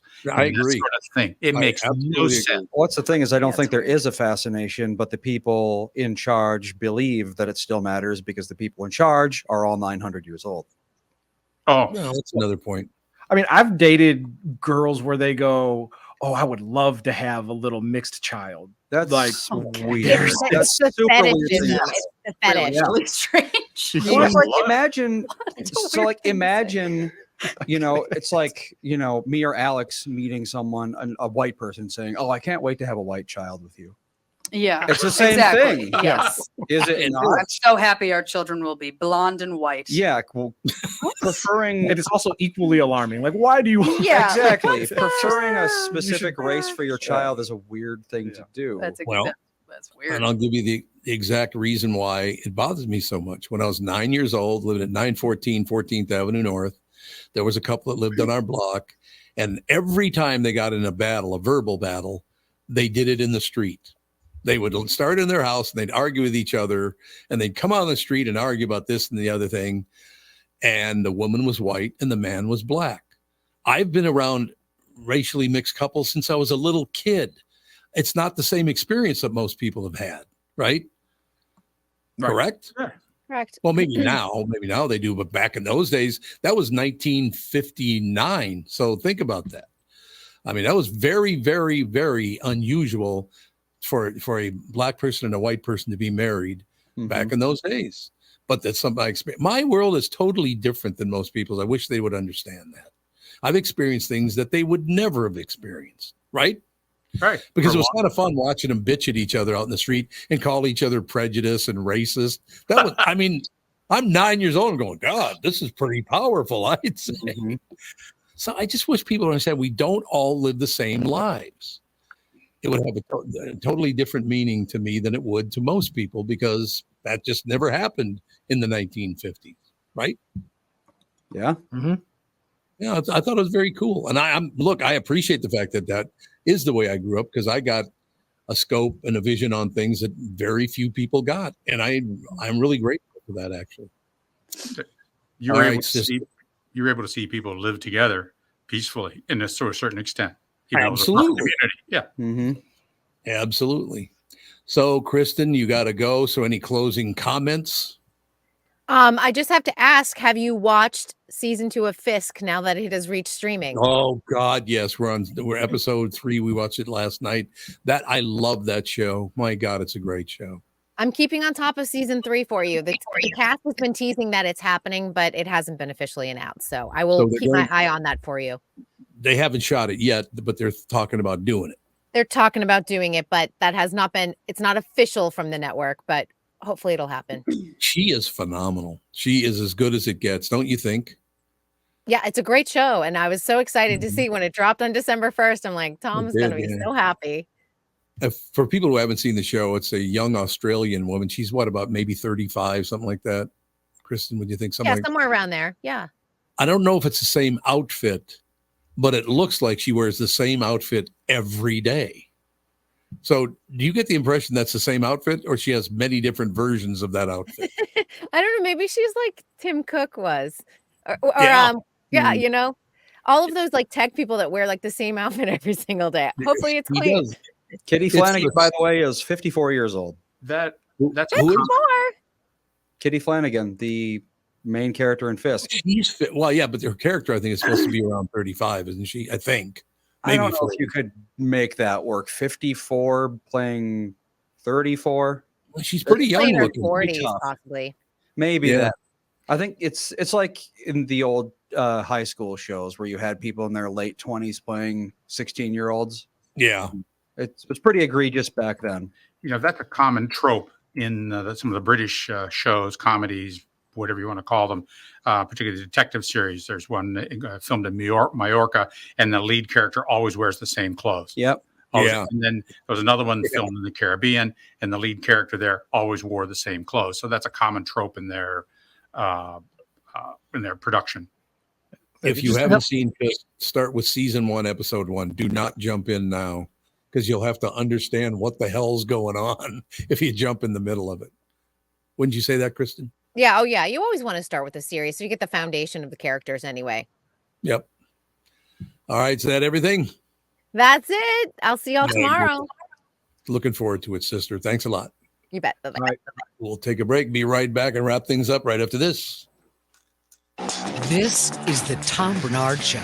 Tom here, and I want to discuss a partnership that has been wonderful in my life, Zero Res Carpet Care. Very good friends of mine. Nothing is better to someone with a family than having a completely clean home. Your carpet is the biggest filter in your house. If you want to talk about pet dander or foot traffic, dirt from the outside, they all eventually reside in your carpet. So, Zero Res Carpet Care. Listen, around the holidays, you need to contact ZeroResMinnesota.com or call 952-ZEROREZ. That's 952-ZERO-RES. They clean your home with their electrolyzed pH-elevated water that doesn't use chemicals or soaps that smell like a janitor's closet like other cleaning services. How about a Tom Barnard deal? Well, here it is. Get 3 rooms, zero resified, starting at $129, and don't forget your air ducts. Mention me, and they'll discount your air vents by $75 too. This is for the entire month, so call them right now, 952-0-RES, backward or forwarded, spells the same, or book online, ZeroResMinnesota.com. If it's available, ask for them to come to your place in the Tom Barnard named service truck. What an honor that was, by the way. Just mention me by name and get the special deal to get your home clean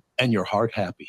Zero Res Carpet. You know the song Kokomo? It's supposed to be off the Florida Keys, right? Hate to break your Beach Boys bubble, but that's a fictitious place they made up for the song. Fortunately for the rest of us, the Florida Keys island chain are as real as the taxes you have to pay in Minnesota if you're a resident. Now that's a reason to move south. In addition to Florida and all of Monroe County being beautiful, the Keys from Key Largo to Key West are even more beautiful. This is Tom Barnard, part-time Florida resident myself. And if you want a second house or a new retirement home or want to become a Floridian, may I suggest you contact Matt Carlson from One Key West Realty. Matt grew up in Litchfield. He's a super real estate agent when it comes to finding your tropical island space in the Keys. He lives there and here, and Matt knows what's best in Key West to buy. For your second home in Florida, Matt teamed up with fellow Minnesotan from Sartell and Alexandria, Kristen Eklund, who's one of the top mortgage brokers in the country from Coast to Coast Mortgage. She'll get you the financing you need to buy a home in Florida or in Minnesota. Matt's part of the Lake Sotheby's International Realty Group here in Minnesota, and Kristen, his mortgage colleague, lives and works in the Keys, so they both know the Florida Keys' new and existing homes for sale and are Minnesotan through and through. Contact them by heading to onekeywest.com. That's onekeywest.com. You need to know a guy for your auto repairs, legal issues, banking, and more.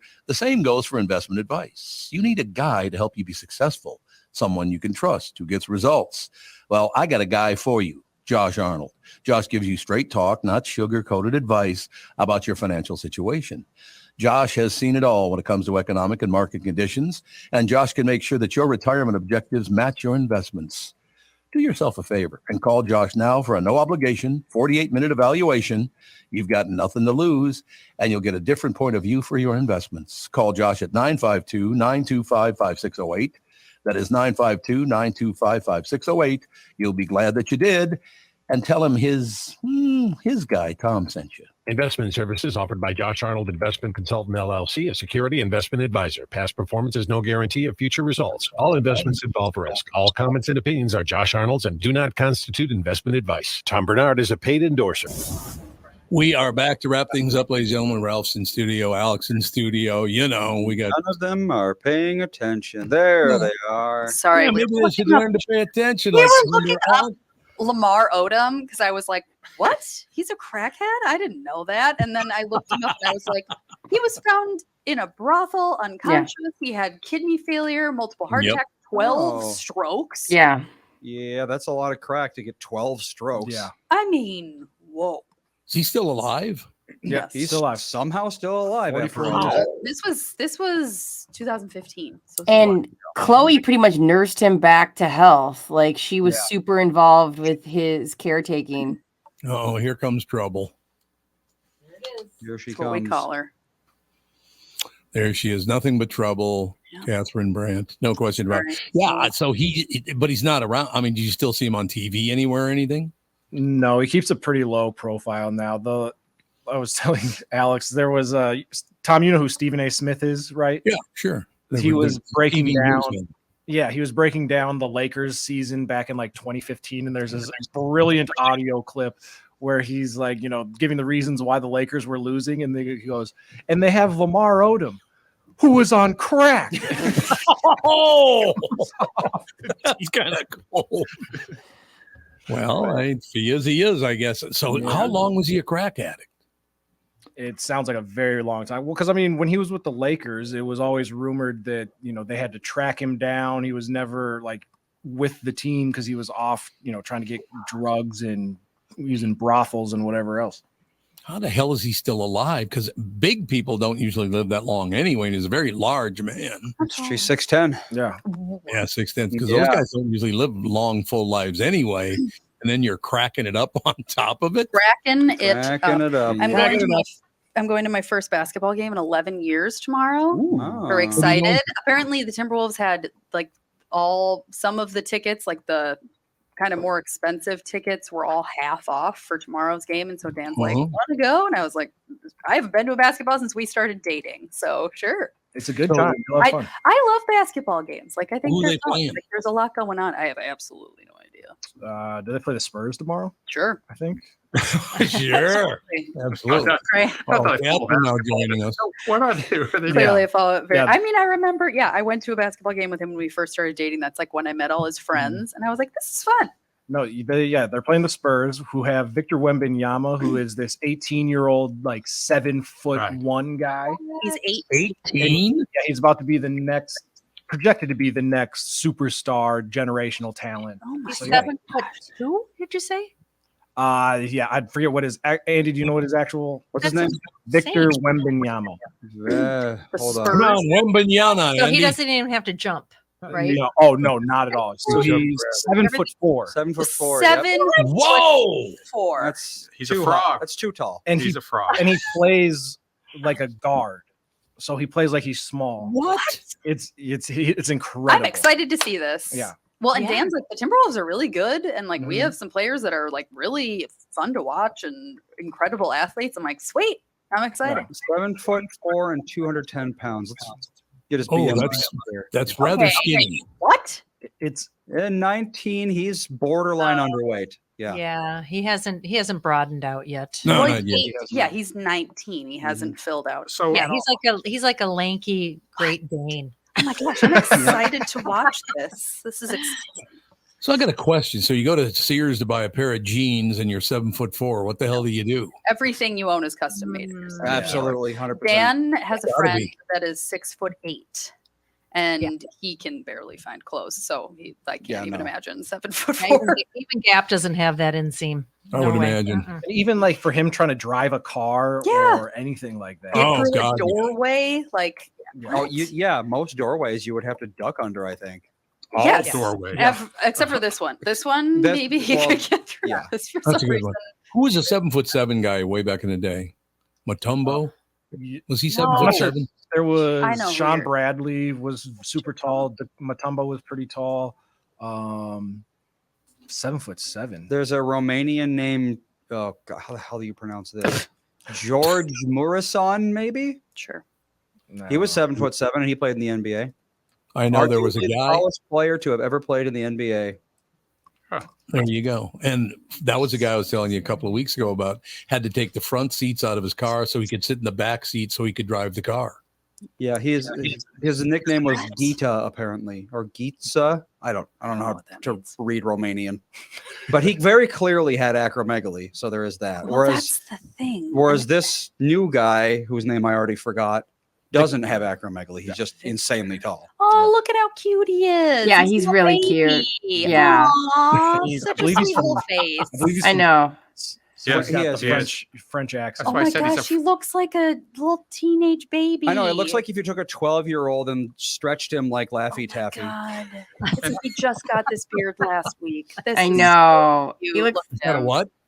He has a little beard, but it's like you can tell Oh. that it's like a little teenage beard. Yeah, I know. That's the worst look ever. Don't try to grow facial hair until you're at least in your mid-20s. Yeah. And It just even then, doesn't- like some people just can't. Yeah, I'm one of those people. I can't. Yeah, it was Dan's beard is like part red, part blonde. It's like, I mean, mine's yeah, mine's Dad, you largely red, but it's getting pretty gray pretty quick. Yeah, your Mm-hmm. dad's no, he can't have facial hair either. No, I cannot have facial hair. Not, You not can. It's just spotty. very spotty. Yeah. All right, that is going to do it for today. We'll be back in about 5 minutes with the family show. Bye. Bye, Brittany.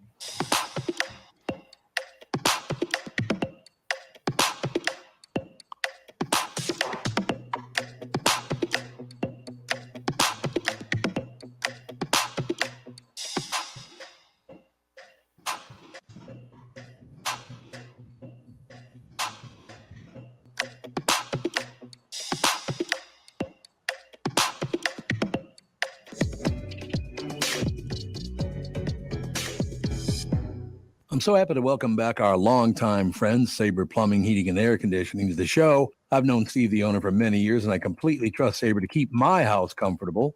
Why? Sabre does everything the right way, and they always put the customer first. I love the team at Sabre because their service experts are experienced NATE certified technicians, not salespeople. Their pricing is completely upfront, and they fix only what needs to be fixed, nothing more. Sabre is dedicated to giving customers what they need when they need it at the fair price, keeping your family safe and comfortable without breaking the bank. Give Sabre Heating and Air Conditioning a try. I know they'll take care of you just like they've taken care of me and my family. Whether you need a new Bryant furnace or air conditioner replaced, or just simply need a service call to get you going again, go to saberheating.com. That's SABRE heating.com.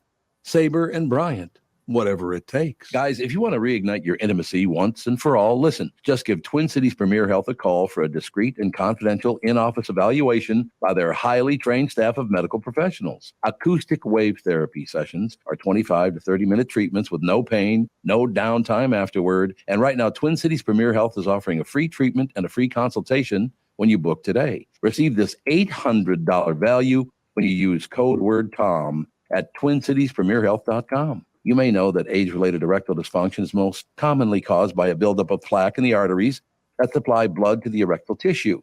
Acoustic wave therapy can rescue your relationship and has been clinically proven to break up plaque. Definitely take advantage of this limited time special offer. Receive a free treatment and a free consultation when you book today. This is a savings of $800 when you use code word TOM at TwinCitiesPremierHealth.com. Be sure to use promo code TOM so we get credit for sending you. I wouldn't recommend a service like this unless I knew they could help you.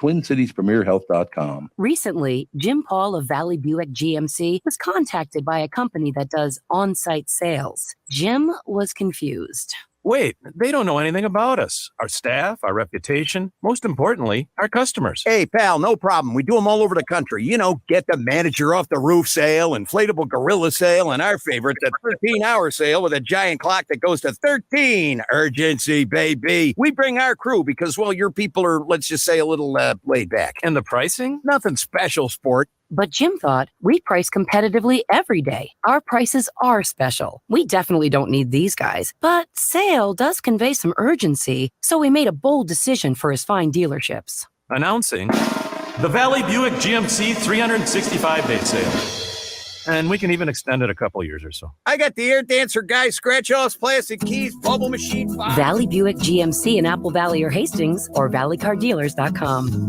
Hurry. The new Tom Barnard Show is proud to have partners like Bradshaw & Bryant, MyPillow, and North American Banking Company founder, chairman, and president, Mike Bilski. I've advertised on Tom's show for years, and the reason is simple. My business is recognized because of the ads, and that recognition has created growth. What business doesn't want to grow? I highly recommend the Tom Barnard Morning Show for your advertising. Grow results for your business by partnering with the Tom Barnard Show. Visit TomBarnardShow.com, keyword partner. Why should your business bank with North American Banking Company? Here's Landon and Gavin Miller of B&B Plating. I've always been impressed with their speed of answers to our questions, and that has allowed us to expand and capitalize on opportunities in the market. North American Banking Company has never made us feel like a number. They've always treated us as a partner. For more information about North American Banking Company, go to nabankco.com or stop by any one of their Twin Cities locations. Member FDIC, equal housing lender.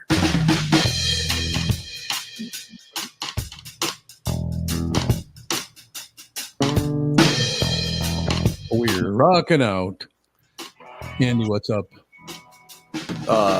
Welcome to the Tom Barnard Show, I suppose.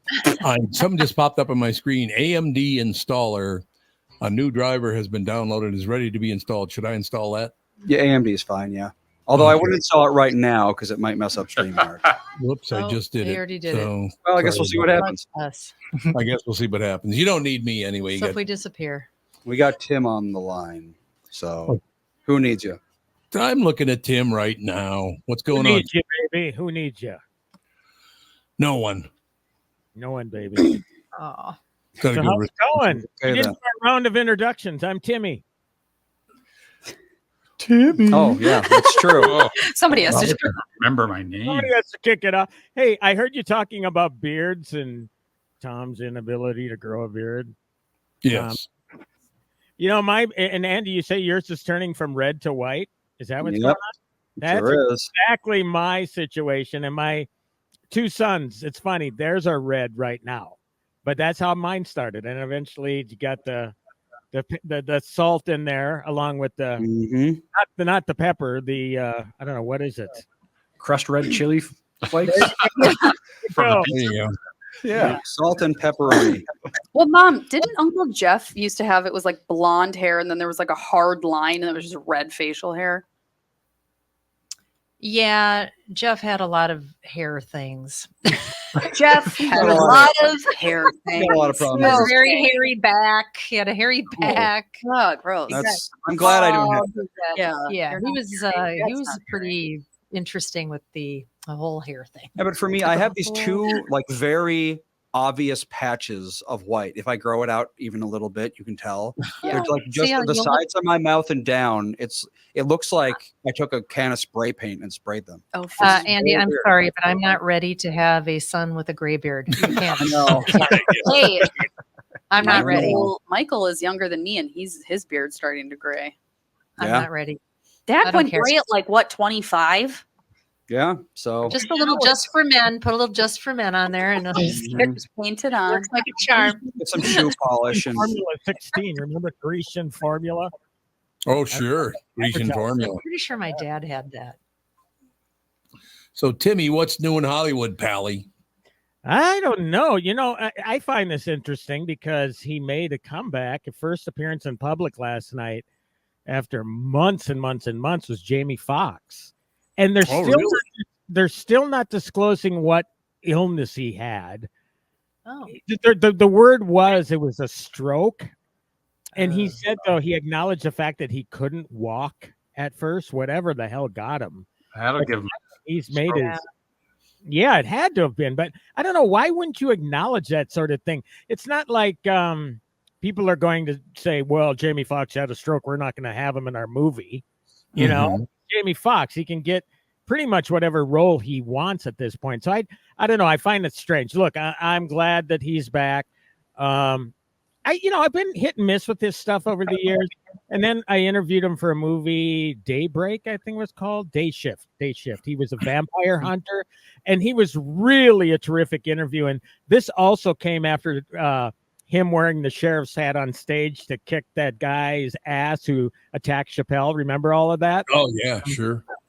So I have a particular admiration for him because of doing that. But anyway, it's good to see he's back, man. For a while, I mean, I guess it was pretty touch and go, more than they let on, that's for sure. They pretty much said, oh, he had a medical event, and that was about it. They never told us what was going on. 55 is pretty young to have a stroke. Yeah. It can happen. It can happen. I mean, you can have a stroke at any age, technically, but statistically, at 55, you're a massive outlier. But racially, he's at higher risk for high blood pressure, hypertension, uncontrolled kidney disease, and stroke. That is true. That's terrible. Really? You have high blood pressure, your odds of stroke go way up. You up, got to keep that under control. Yeah. Yeah. So whatever the case may be, the guy is grateful now, and it's great. It's great. I think he's a lot of fun as an actor. Again, vampire movies, you get really tired of them. I know that, but Day Shift is really, really entertaining. If you get a chance to watch that, that's on Netflix. So check that one out. Sounds good to me. Yeah, that is too bad. He's been out of the limelight for how long now?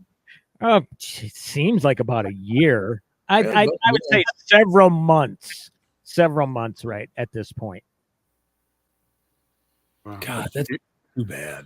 Yeah, good to hear he's getting back on the mend, back to work. But well, yeah.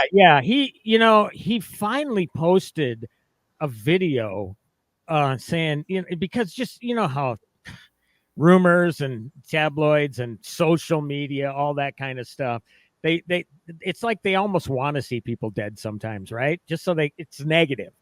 So he went on social media finally. I think this is a good couple months ago already, where he looked thin, and I don't know if he's gone. He looked like he was recovering, but he had to tell people that, look, man, I'm alive. There's people out there that say I'm dead. But that came several months after whatever happened. So that maybe 5 to 6 months. Mm-hmm. So, I would imagine he's still going through rehab for whatever reason he was out for. But yeah. I mean, and now obviously he's got a greater appreciation for life. Everybody should have that, really. And hopefully by him speaking out about, what he went through, that will help people appreciate their lives too. Again, you got to find some positives in here, and he certainly seems to have found them. Right. So it makes sense to me. So I'm glad to hear that he's made a comeback. So that's good, because I've always enjoyed his work. Yeah. He's really, really a terrific actor and a funny comedian too. I mean, he's really funny. So I'm thrilled that he's back. So that's pretty much the biggest thing I've read in the last 24 hours here in the news cycle, entertainment news, I should say. Yeah. Oh, that's cool. What else is happening? How are y'all with your series? Are you in? Shanny told me yesterday that you got hooked on Fargo season 4. He went through all of it. I can't believe he watched 11 hours of Fargo. That's a lot of Fargo. That's so much Fargo. Yeah, that's good show. I mean, it is a good show. It is a good show. I posted on social media that we were watching it, and somebody said that they didn't like Chris Rock on there, and I think he's fantastic. What? He's terrific. I kind of forgot that he ever was an actor. I mean, he never was an actor, like a serious actor. He was on Saturday Night Live. I don't really consider that acting. No. And he was on something else, but he never really acted right in a movie that wasn't just in a bunch of movies. Yeah. He did. He's just been himself, right? Hasn't he just been himself? He did a movie. Was it Tim Top 5? Where was he played a comedian that was getting interviewed around the city and whatever else. That was more of a kind of comedic role. Oh, okay. Well, I didn't know that he acted. So this was it's interesting to me to watch him as an actor, because I just know him as a comedian. Well, the surprising thing for me was it's probably been a good couple of years, but he was in a movie called Spiral, the Book of Saw. So it was a Saw movie, essentially. And so they see him go down that horror film route. I mean, not some horror movies can be funny. This was one of those movies that was not funny. I mean, it's one of those Saw movies. It's really, really violent and brutal, and he was in that, and I thought, wow, that's a nice turn for him too. But my favorite performance of his was his live stand-up special when he went after Will Smith finally. That was funny. Oh, yeah. That was good. That was a really good show. You're right about that. That stand-up especially that he did was really good. Well, I was like him anyway. Yeah, he played it so right too. I mean, everybody was after him, trying to get the soundbite, whatever, after that incident, and he just held it in. And God, I don't know how long was it, almost a year before he came out. So he kept that all bottled up for about a year, and it was really terrific when he finally let loose. Well, things like that are comedic gold for a good writer. I mean, that's what he's waiting for.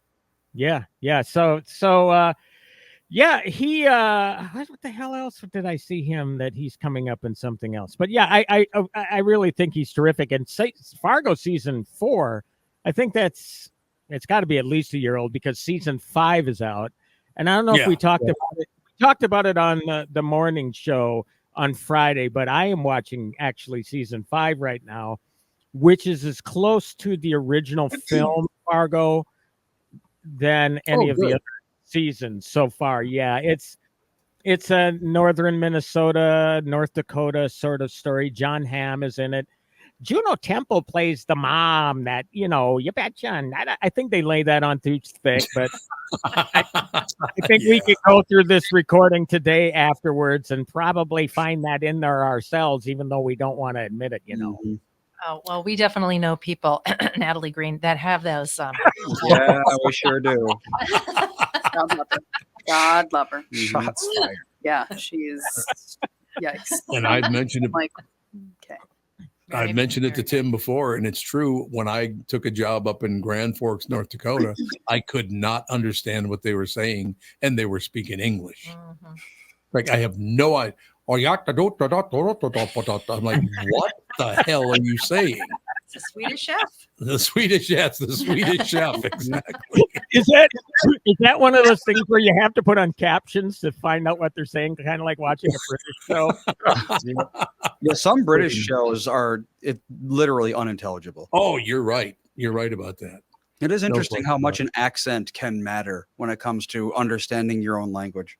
Yeah. And usually the more excited they get, then the harder it is to understand because they'll start talking super fast or get real passionate about something. You're like, I need you to slow down and enunciate. Yeah, my eternal example of that is always going to be Becky Goot talking to her family on the phone and getting excited. Don't even.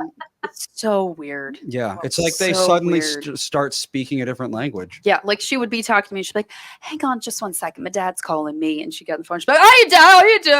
And I'm like, that was just weird. Completely dropping every consonant from every word she says. Yeah, just so strange and like loud. And yeah. Oh, and it makes you wonder, it's like, does she put on an accent for us? Yeah, she was like, I put on like a London accent. She does. Yeah, she definitely says like an Remember when we had those Irish kids? Yeah. Fleeing the troubles. Oh yeah. They had to pretend that they had an English accent. Yes, they did. Especially the boy. I mean, he Eugene, had a real, Eugene definitely had to pretend because you could not understand a damn word they were saying, and they were speaking English. Especially if you got excited. Yes. I want to know if they use that awful word that they throw around quite liberally. No. The C word. It's a different meaning over there, apparently. I would have to guess it's probably I true. think they know that in America you are not to use that word. Yeah. You know, one of my favorites of all time with Eugene, we took him to the zoo, and he comes running up to me and goes, Tom, I just saw a Poff and Snock. Pipe and Snock, yep. I just saw a Poff and Snock. I said, you saw a what? He goes, a Poff and Snock. A python snake. Yep. That accent is perfect. Python Snock. Python Snock. God, it was just I'm Poff like, and Snock. I'm like, what? I do wonder, it's like if you were to go to like rural Ireland and start speaking in a standard American accent, would they be like, what the hell are you saying? I can't understand. No doubt. No doubt about it. Sure. Yep. Sure. Oh, can you imagine some of those Southern drawls? Oh yeah. Well, yeah. I mean, if you're talking about like a thick, like America has its thick accents for sure, but like, I mean, like the accent you hear on every TV show. Yeah. I imagine they have grown up with it so much that they could understand it no problem, no matter where they live, because everyone watches American TV everywhere in the world. That's true. Yeah, they do. And I'll tell you what, when your mom and I drove through Valdosta, Georgia, stopped to get some gas, there were two guys talking to one another. I could not understand anything they were saying. I'll tell you, they're going down yesterday. Yeah. What? Yeah, I got out of the car and this cat came running over to me, and I said, "Oh, this is my first gas station kitty." And the guy was leaning against his car, and he started talking about the owner that he feeds the cats, but it 10 minutes after the conversation to process what it was. Yeah. Sometimes it's like you're like replaying it over and over, and you're like, okay. What could it be? Well, you go to South Central or you go to East LA, and to be some accents there you're going to hear that are just they have a even words that they will use in different contexts and different meanings. It's great. But it's one of those things. It's there. It's all over the United States. Or you go to down in the Cajun country. They have that French Cajun that they're half English, French, Cajun. It's just a bizarre language. Right. It's like the Bayou guy from what's it? Not Billy Madison. The Adam. What's the football one? Waterboy. Waterboy. There you go. The Bayou guy where he's like talking about the gator and the random. Sounds like he's playing a mouth harp. Yeah. Well, that's why I watch captions with everything. I have captions on everything. That's becoming more common. People are just captioning absolutely everything. I read something once about how people with ADHD should always watch everything with captions, and I know so much more about what's happening when I watch. Like now, I'm like, oh my gosh, I actually know what's going on. This is awesome. Yeah, somehow reading it, I just comprehend things better reading. Well, but here's the thing: when you're watching something, your brain can just kind of like wander off, and you're like watching it, but you're thinking about other things. But if you're watching it and reading, there's two ways of you to like focus. Interesting. I'm exact opposite. If I'm reading, I just sort of wander off. Okay. And I have to focus and listen. And I can't, if I try to read a book, I just go to sleep. People say, I read for like 2 or 3 hours. I go, I'd be sleeping after about 15 minutes. It's different with just reading. Like reading a book, I can read the same page 5 times and have no idea what it says. But like with the show and the reading, for some reason, it's like, okay, two ways of focusing. Yep. Yeah. Isn't there even something about that in the Bible, the Tower of Babel? That's where babbling came from. That God punished people because they wouldn't cooperate. So they punished them by making them speak different languages they couldn't understand. I thought it was because they were building a tower to heaven. Yep, they were building a tower to heaven. Yeah, so he was like, "Well, we'll just make a bunch of different languages, so you ain't coming up here." Yeah, exactly. You can't work like a charm anymore. No. The thing is, I don't understand why modern technology. We have a nice Bose soundbar, and why they cannot boost voices. I know. And not have the music or the explosions or whatever other things are happening in a movie blast your eardrums. Yeah. Yep. Why can't they fix this with technology? And even to take it one more step, every channel should just have the same. There should be one universal level. Volume, yes. 25 should be 25 on every channel. Yeah, there should be like a set. It's like, the SAG after volume quotient or whatever that they should all require to encode at, because it's kind of ridiculous that every channel can pick their own volume. Yeah, and there you go. Maybe you can make an app for that. And all the video games do that. Maybe you can select whether you want the music or the voices or anything. You can adjust the sound so that you're hearing what you want to hear. Oh, every time I play a new video game, I turn the voices way up and I turn everything else much farther down, and it makes it much easier to understand. Yeah, and there's a sound bar in here that it says it boosts the voices, but I don't know if it actually does. I mean, it really needs to figure that out. You can boost voice to a degree. It's going to get a lot better in the future, I can tell you that much. But for right now, just like cheap technology like sound bars, all you can really do is boost certain frequencies, which not everything in that frequency is a voice. So it's going to boost other stuff and it's going to sound weird. And how hard can it be? Well, we now have AI that it does a really good job of isolating vocals. Like you can put songs through it and it will give you the vocals and they're crystal clear. Oh. And in the future, I think they're going to be putting that sort of technology in things like sound bars, but it's going to be a long time before it's a real-time process. A long time. Well, separating that. That's what they did with the new Beatles song to get Lennon's vocal fine. Yeah, exactly. Yep. I mean, I've done it myself. You can do it online. It's a layman thing at this point, but it does take a while. You're not going to be able to do it real time. Yeah, Mom's not kidding. Honest to God, we turn the sound bar. She turns it up because you can't hear the voices. And then if there's an explosion, my God, is it loud? I know, I have to sit there and ride the gain on the remote. I know. Your TV down there is horrible with volume. It's like you have to sit there the whole time. I have a nice Bose soundbar, and it still is the same. You have your dynamic range is too high. See if you can lower it. Your dynamic range. Dynamic range. Yeah, Mom. All right, I'll work on that. Dynamic range, Mom. Okay, I gotta go. Out of here. What? Toodles, poodles. 3 minutes early. 3 minutes early. 3 minutes early. She's I leaving. want All to right. not eat my salad in my car and spill dressing on my lap like I did yesterday. Okay. All right. been there. Bye. Andy goes, I've been there. I know what you're talking about. So, Timmy. Yes, sir. What else is new?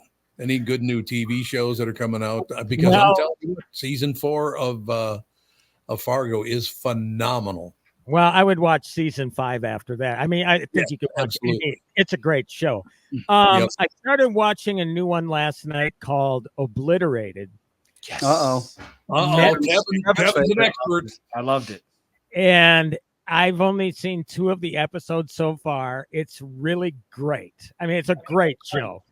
But Kevin said there were a lot of wieners on it. Not because, but what I'm shocked though at the explicit nudity. And again, you're right. There are a lot of wieners. And of course the violence. I guess what I like about it is the fact that you got these guys who actually created Cobra Kai behind it. So they made that show a huge hit on Netflix, even though it's streamed somewhere else for a couple of years. So they're doing whatever the hell they want to do. And, I'm just sitting back thinking, I just love that because, people are getting offended and who gives a rat's ass. They're just letting it all fly. And I love that. I love the fact that you can have a show that just goes balls to the wall crazy. And that's what this show is, right, Tevin? Yeah, that's you summed it up perfectly, and it gets more to the wall the further down the every episode. So yeah, there's a couple moments, and I'm not the type of person where I'm easily offended, but there are some scenes where I'm like, yeah, I could have done without. Yeah, a little having to look at unnecessary. that. Yeah, but no, it's a good show. There's a scene with an appendage and some guy making a banana split, so he puts whipping cream on it. It's like, holy Christ. I mean, they're doing whatever the hell they want with this show. Yeah, the male strip club scene is very, very wild. Not for What is the show supposed? What's the show supposed to be about? Well, there's they're in Las Vegas. There's a suitcase nuke. The Russians have a suitcase nuke in Vegas. Okay. I don't want to give away too much, but they think their job is complete when it really isn't. So the stakes are raised after that. So they're chasing down this suitcase nuke that will obliterate Vegas. That's where the title comes from. But you have this wild team of operatives. Some are in love with the others and all that sort of stuff. So there's weird relationships going on in between the two. And amongst all of this is this high stakes game of getting this nuke before it blows up Vegas. So that's it in a nutshell, but I'm sure, as again, I've only seen 2 episodes. Andy and Tevin, you've seen more than that or what? I've seen 0. No, I finished. Oh, okay. Yeah, I pulled a Bob and just power watched it all in one sitting because I thought it was great. How many episodes are there? I believe there's 6 or 8. Yeah, something like it's that. It's a mini series. Mike from Blaine wants to know if you have seen Dream Scenario. No, I haven't. That one is on my radar. I will see that soon though, because I vote for Broadcast Film Critics Awards. So that, Cage is always great. So I'm looking forward to that. Somebody wrote in not too long ago about Wonka, correct? Yes. Yeah. Which I have seen. And it's one of the worst trailers of the year. So the bar was like flatlining. It is shockingly great. Really? Huh. I couldn't believe it. It's nothing like, it's a lot. I don't even want to say that because it's been forever since I've seen Willy Wonka and the Chocolate Factory. Obviously, it's nothing like Tim Burton's and Johnny Depp's Charlie and the Chocolate Factory. This is a prequel to the Gene Wilder film. So it's a musical. They got the Oompa Loompas look like the Oompa Loompas. They don't look like Munchkins. Well, they're Hugh Grant. Okay. And so what they did was they shrunk him down to about 2 feet tall.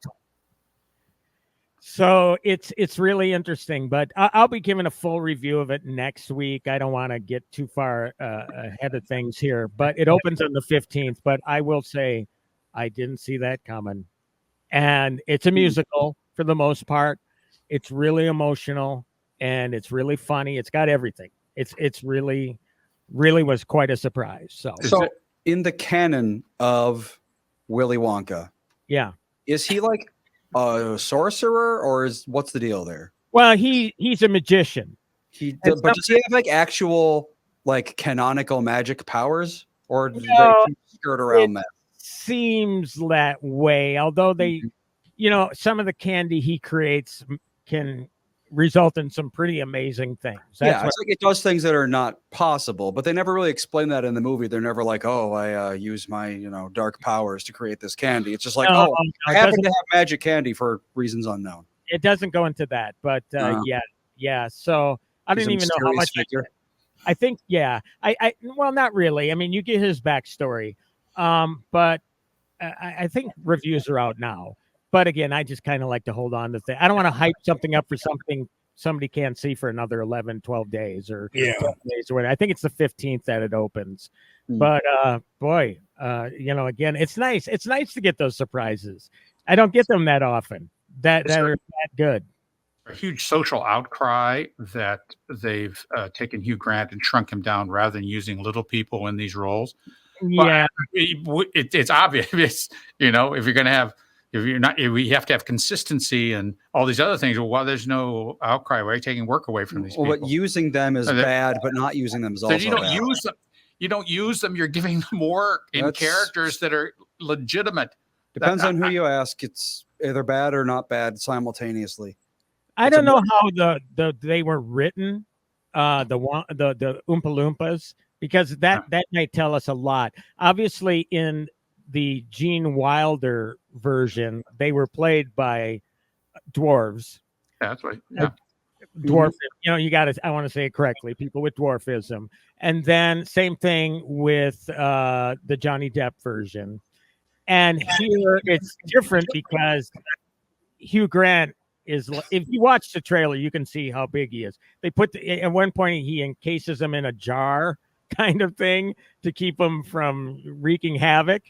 And so he's really tiny. He's like 2 feet tall. So yeah, was that tall? I don't know if that. I don't know.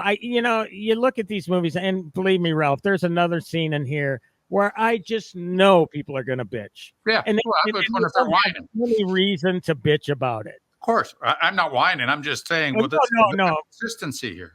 Yeah, that's true.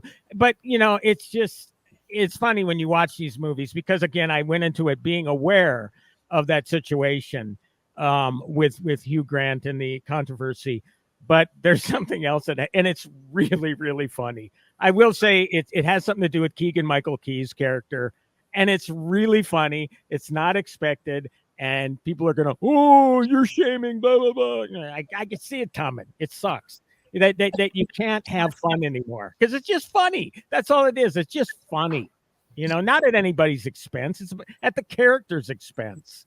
So yeah, and I'll talk more about it when I don't see. That's the other thing. I'd be spoiling too much if I told you what it was. But yeah. Didn't somebody just tell us that Fisk was on, but we've been watching it for a little while? Oh, it was Doug Sprinthal. Yeah. Mm-hmm. That came up on the morning show too. Yeah, season 2. I don't think it's as good as season 1.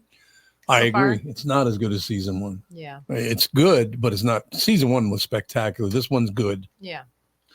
No doubt about it. The one thing I got to point out for you guys back at home, Catherine did not dye her hair, but the lighting makes her hair look bright red. It looks really It looks polished. Red. Look at that. Oh yeah, that's interesting. It's great lighting again. I always get the great lighting spots. Shove her in a dark, weird corner. Well, at least it didn't turn red to white. So, no, that's true. Hey, maybe I should do that. 1/2 blonde or white and 1/2 really red. Great idea, honey. That's wonderful. Cruella de Vil kind of thing. Yeah. Cruella. I still haven't watched that. Is that a good movie? It is. It's very good. Yes. Cruella is really good. So good. Oh, I should watch it then because Michael Bryant's been after me to watch that for a long time. Oh yeah, it's terrific. So I have to run. So All right. I will talk to you Friday on the morning show. Looking forward to it, pal. Thank you. All right, have a great week. Jamie Lammers, ladies and gentlemen, bringing you Hollywood news. Oh, now you can see yourself, your hair really red. You really need to see Cruella. I will watch Cruella. It's not too long, is it? I don't have any idea, but just the cars, the beautiful, beautiful cars, and the way it was shot, it's. I think it's a great movie. Cruella is 134 minutes, so it's right in your wheelhouse. 2:15. Oh, come on! We finally watched. What did we just watch? The long 3-hour movie. No, Oppenheimer. Dad sat through the whole thing 3 hours long, baby. and actually liked it. It was a really good movie. So see, things can happen. They made up a lot of stuff in that movie, though, that I didn't care for. Yeah, Hollywood always has to make stuff up to make their movies better. But I mean, how do you know the truth, really? I mean, well, I suppose it's, and one thing, he does an equation for atomic, energy and all the rest of it. Bomb stuff. Long equation, and about 7 lines down, there's already a mistake in it. If you've ever done that level of math, it wasn't right. And I don't know who wrote it up. It was probably just some hunyuck that said, I'll just put a bunch of stuff up there. Nobody's going to care. Mm-hmm. That's probably true. Nobody thought anybody was going to be fact checking a movie. That's probably true. I was watching a show where they used some sort of cord that was bomb related, but I didn't know that. So I Googled it afterwards and I was like, I wonder if the FBI gets an alert and do they know that I'm just watching a show and was just curious. I think I'm trying to build. Kevin's looking for bombs, man. So if you're fact checking the Oppenheimer, whatever equation, is Tom Barnard trying to build a bomb? No, he's just watching Oppenheimer. Watching Oppenheimer. But it was one of those. It was good. The great thing about it was showing how he just was, after he did what he had to do. He was,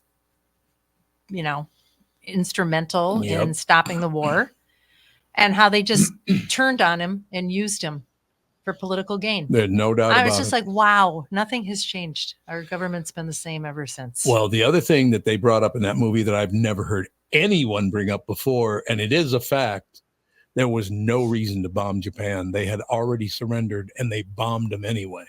I didn't know that. Why they bombed them? That's not what I heard. That's exactly what happened, because they tried to scare off Russia. That's what they were doing. You could check it out if you want. It's not an easy fact to find, but they do talk about it in the movie, which I was surprised.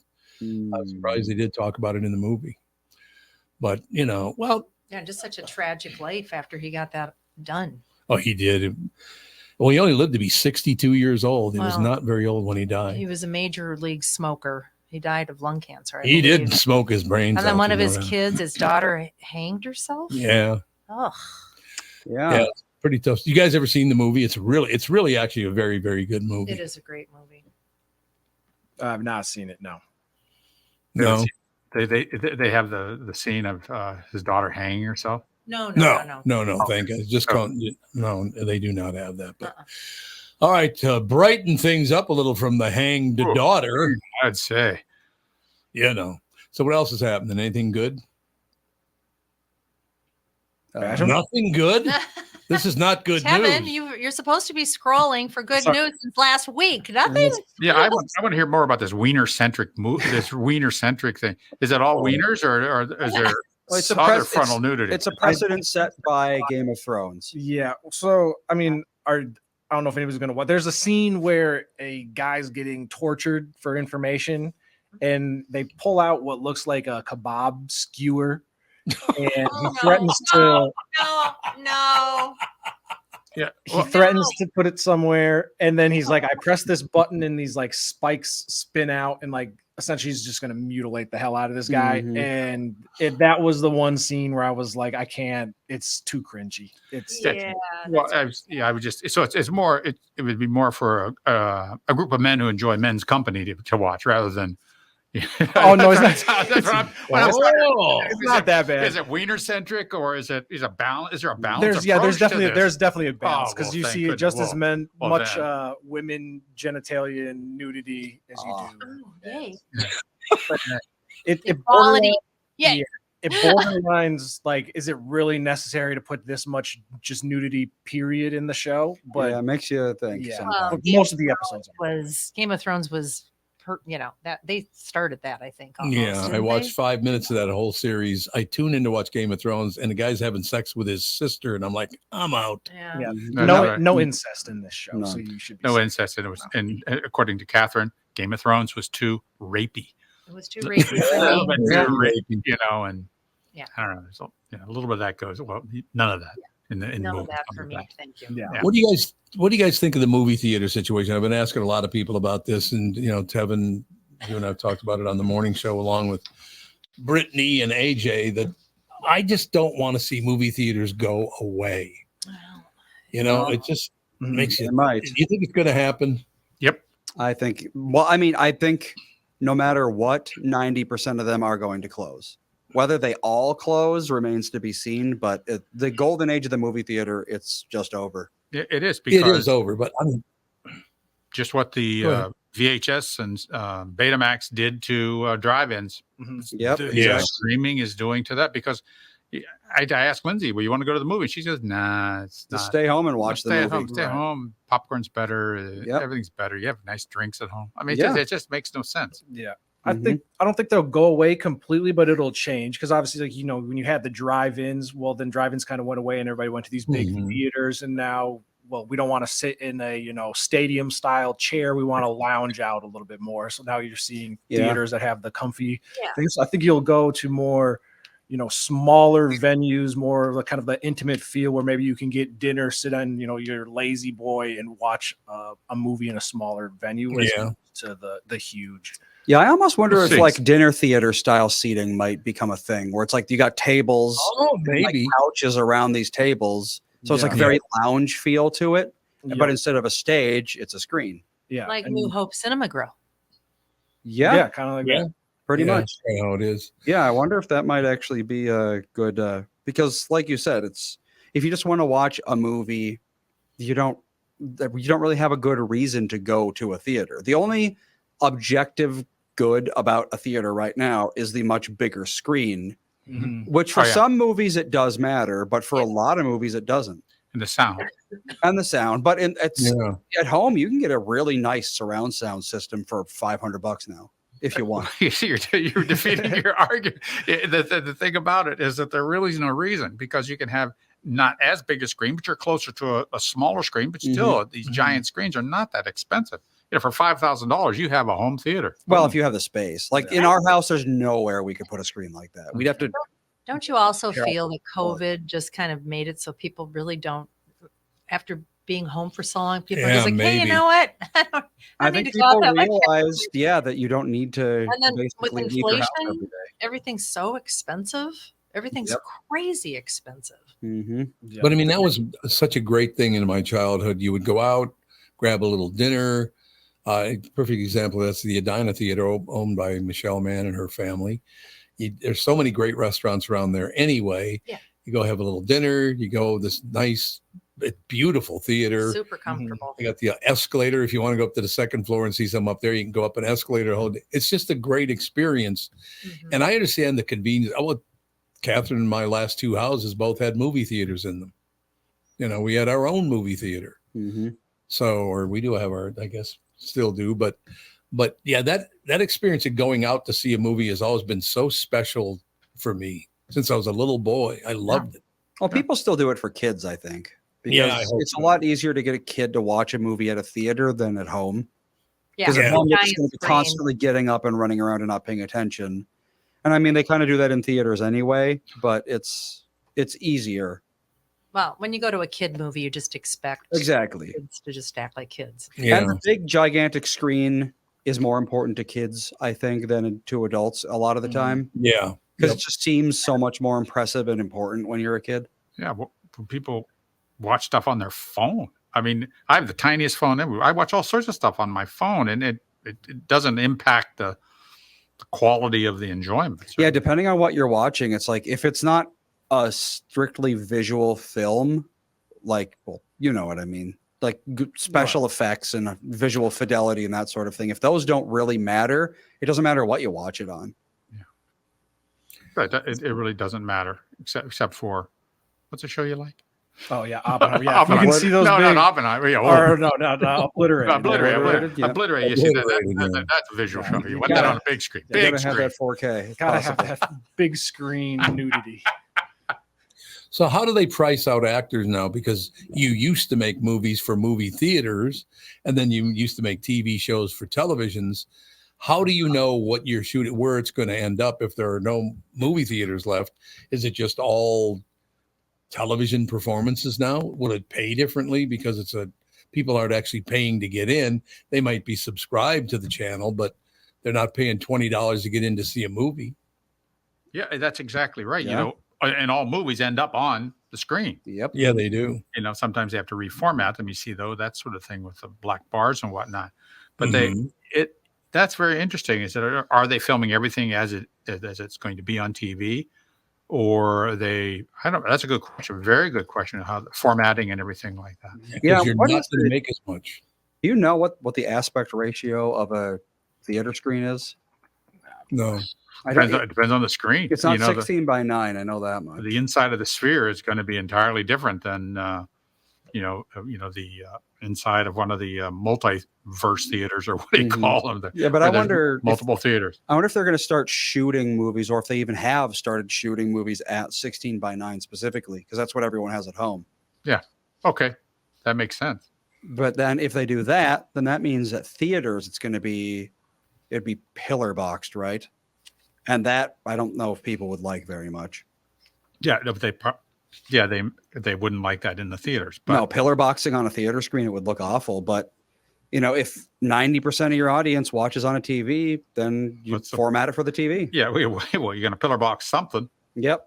If you have to do it, or they could just change the format of the screens in the theaters. At theaters, yeah, just cut off the sides basically. That's right. Yeah. So my question is again, are they going to have to pay the actors less money? Because, well, I'll give you an example. There's a new Christmas movie out called Genie, and it's in the theaters, but it's also on, I think, Netflix.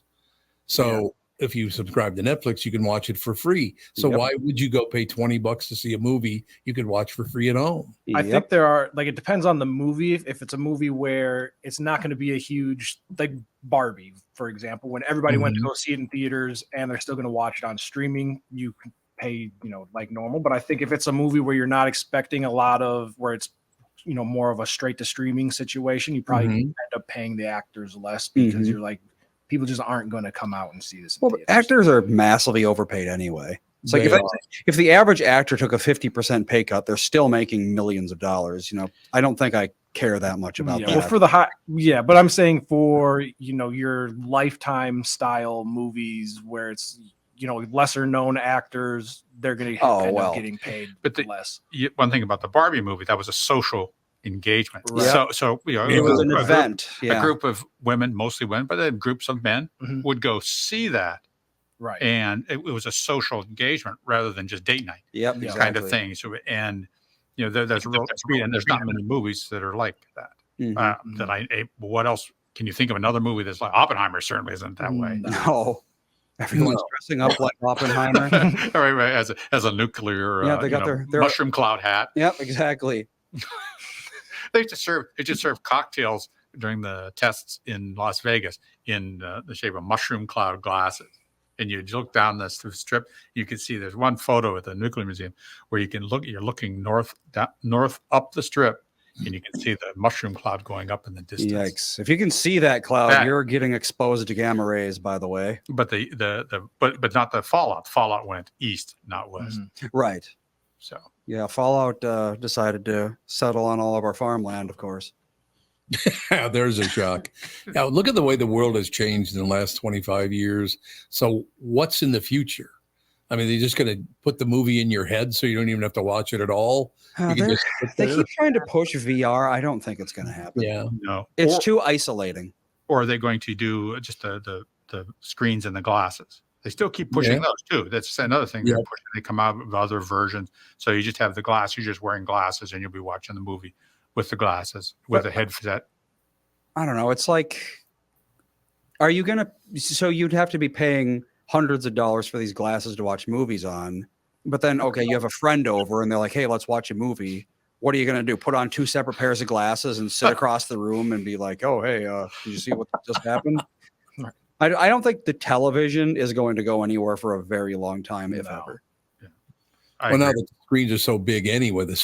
Television screens now are huge. Well, that's the thing is you can get a 4K television that's running at 120 hertz for like $500, and it's like 60 inches. It's That's the thing is TVs are in a better place than they've ever been by far, whereas movie theaters haven't changed at all, except maybe the transition from analog to digital, but most people would never even notice that. And I've been seeing people where like you can create your in-home video walls where essentially you have, 4 TVs that are 60 inches. You put them together, you got a switcher, and now you've got one massive screen. So yeah, it's amazing what you can do. Yeah, there's all sorts of insane stuff you can do at home, and it's all pretty affordable too, especially, like I said, it's like a very decent at-home monitor that's going to give you almost the clarity of a movie theater. It's like $500-$600, maybe $1,000 tops. But I mean, $1,000, that's 50 movies. Mm-hmm. Yeah. When those first came out, they were about $10,000 to $15,000. That's right. I remember. And they'll continue to drop in value. They'll get cheaper, and once OLED becomes like consumer level affordable, that's I think that might spell the end of anything that isn't an OLED. And projectors, by the way, projectors cannot match that contrast ratio. No, but I mean, you can watch all TV on it. You don't have to just watch movies on it. No, exactly. Yeah, but I mean, they were incredible. Well, I was living over in Kenwood when the big screens first came out, and they were projectors. There was kind of a curved screen. Oh, from the back. Oh, yeah. Yep. When I first met you, you had this ridiculous box in the middle of the living room. It was like the size of, I don't even know, a baby elephant. And that was the projector. And they weighed that much. I was like, who has this? Yep. This hunyuck that I'm dating now. Where did I live when I first dated you? You were in Brooklyn Center? Oh, yeah, out there. That's right. Out on Yeah, that's right. You basically had a couch and a projector and a bed and a whole house. I was like, wow, what a bachelor pad. I love seeing people post like guys can really live like this and be happy. And it's like a chair, a refrigerator, and a movie. That's what it was. And a bed. That's exactly what it was. There's no art on the walls. Nothing. There was art on the walls. I've always had art on the walls. When I met Melissa, I had like nothing on my walls. And now every inch of our walls is covered. Every inch? Well, not literally, but Yeah. The real estate is taken. Well, that's why you can't have that giant screen. You got to get some of that art off the walls. Andy, there's your problem right there. Well, half of the reason we can't have a giant screen is because our house is like all windows. So it's all, that's true. Anywhere you put a screen, it's going to glare like hell. Your lower level playroom eventually will make a good movie theater. Oh, yeah. Eventually, but it's going to be a while. Yeah. Ethan will destroy anything he touches at this point. I got to tell you a quick story. My very first projector, huge screen television, I bought when I lived in Kenwood. So I was probably 26, 27 years old. And I invite my family over, and I won't say which one of my brothers it was. I won't rat them out like this. But there was a little something had landed on the lens. There were 3 lenses, different colors, that would project onto the screen. Yep, red, green, and blue. Yep. And there was something landed on the green one. Therefore, it reflected up on the screen. There was a little dot on the screen. I went to the bathroom, and I came back, and one of my brothers was trying to rub that off the screen, not knowing that it was on the lens. There was a stain this big on that screen. I had to get rid of the screen. He ruined the screen. I will never forget that as long as I dumb shit. Way to go. I could say way to go, Big T, because all my brother's names start with a T. So I'm not revealing anything, but I'll never forget. I came back and went, oh my God, he just destroyed. And that television was expensive as a No, you can't touch those screens. No, God, no. They don't even have those anymore, do they? Those projector screens you can't touch? No, I think all of them you still can't touch. Well, modern projector can project on pretty much anything. Like, I mean, the screens, if you get your hand oils on there, I think you're not supposed to really special screens. Yeah. But yeah, you're right, because they have like special paint that you can paint on your wall to use as a screen if you wanted and stuff like that. Oh, really? His brother, he's got a projector. He just goes out and projects it onto the garage door during the summer. Yeah, our neighbor's doing that now for games. Yep, John's doing that for games. It's like people just project it onto the side of their house, and it looks pretty much just fine. Yeah. He puts it on his garage door. And it looks like a movie screen. Yep. Because it's a flat garage door. It's not pocketed or anything. But yeah, it's a good way to go. All right, we got about 2 minutes left. Any closing words? Don't put Obliterator on the projector, on the projector screen outside. Outside, yeah, you might get arrested. Once again, that's beyond the limits of polite society, I think. I suppose. All right, anybody else? We're good. What's wrong with Jude? Jude, as soon as Dad says, "All right," then he jumps up. He's like, nuts. "Time for the podcast to be over." Yep, he knows it's over. You're out of here, Jude. He just has to go through the door, and he's home. Yeah, exactly. Yeah, all right, we will talk. What's nice weather here? We got reasonable weather through. Yeah, it's above freezing. Above freezing. We're in good shape. Good for you guys. Is it warm there? Boy, look at the time. We'd love to schmooze somewhat. We'll talk to you guys later. Thanks. Bye-bye.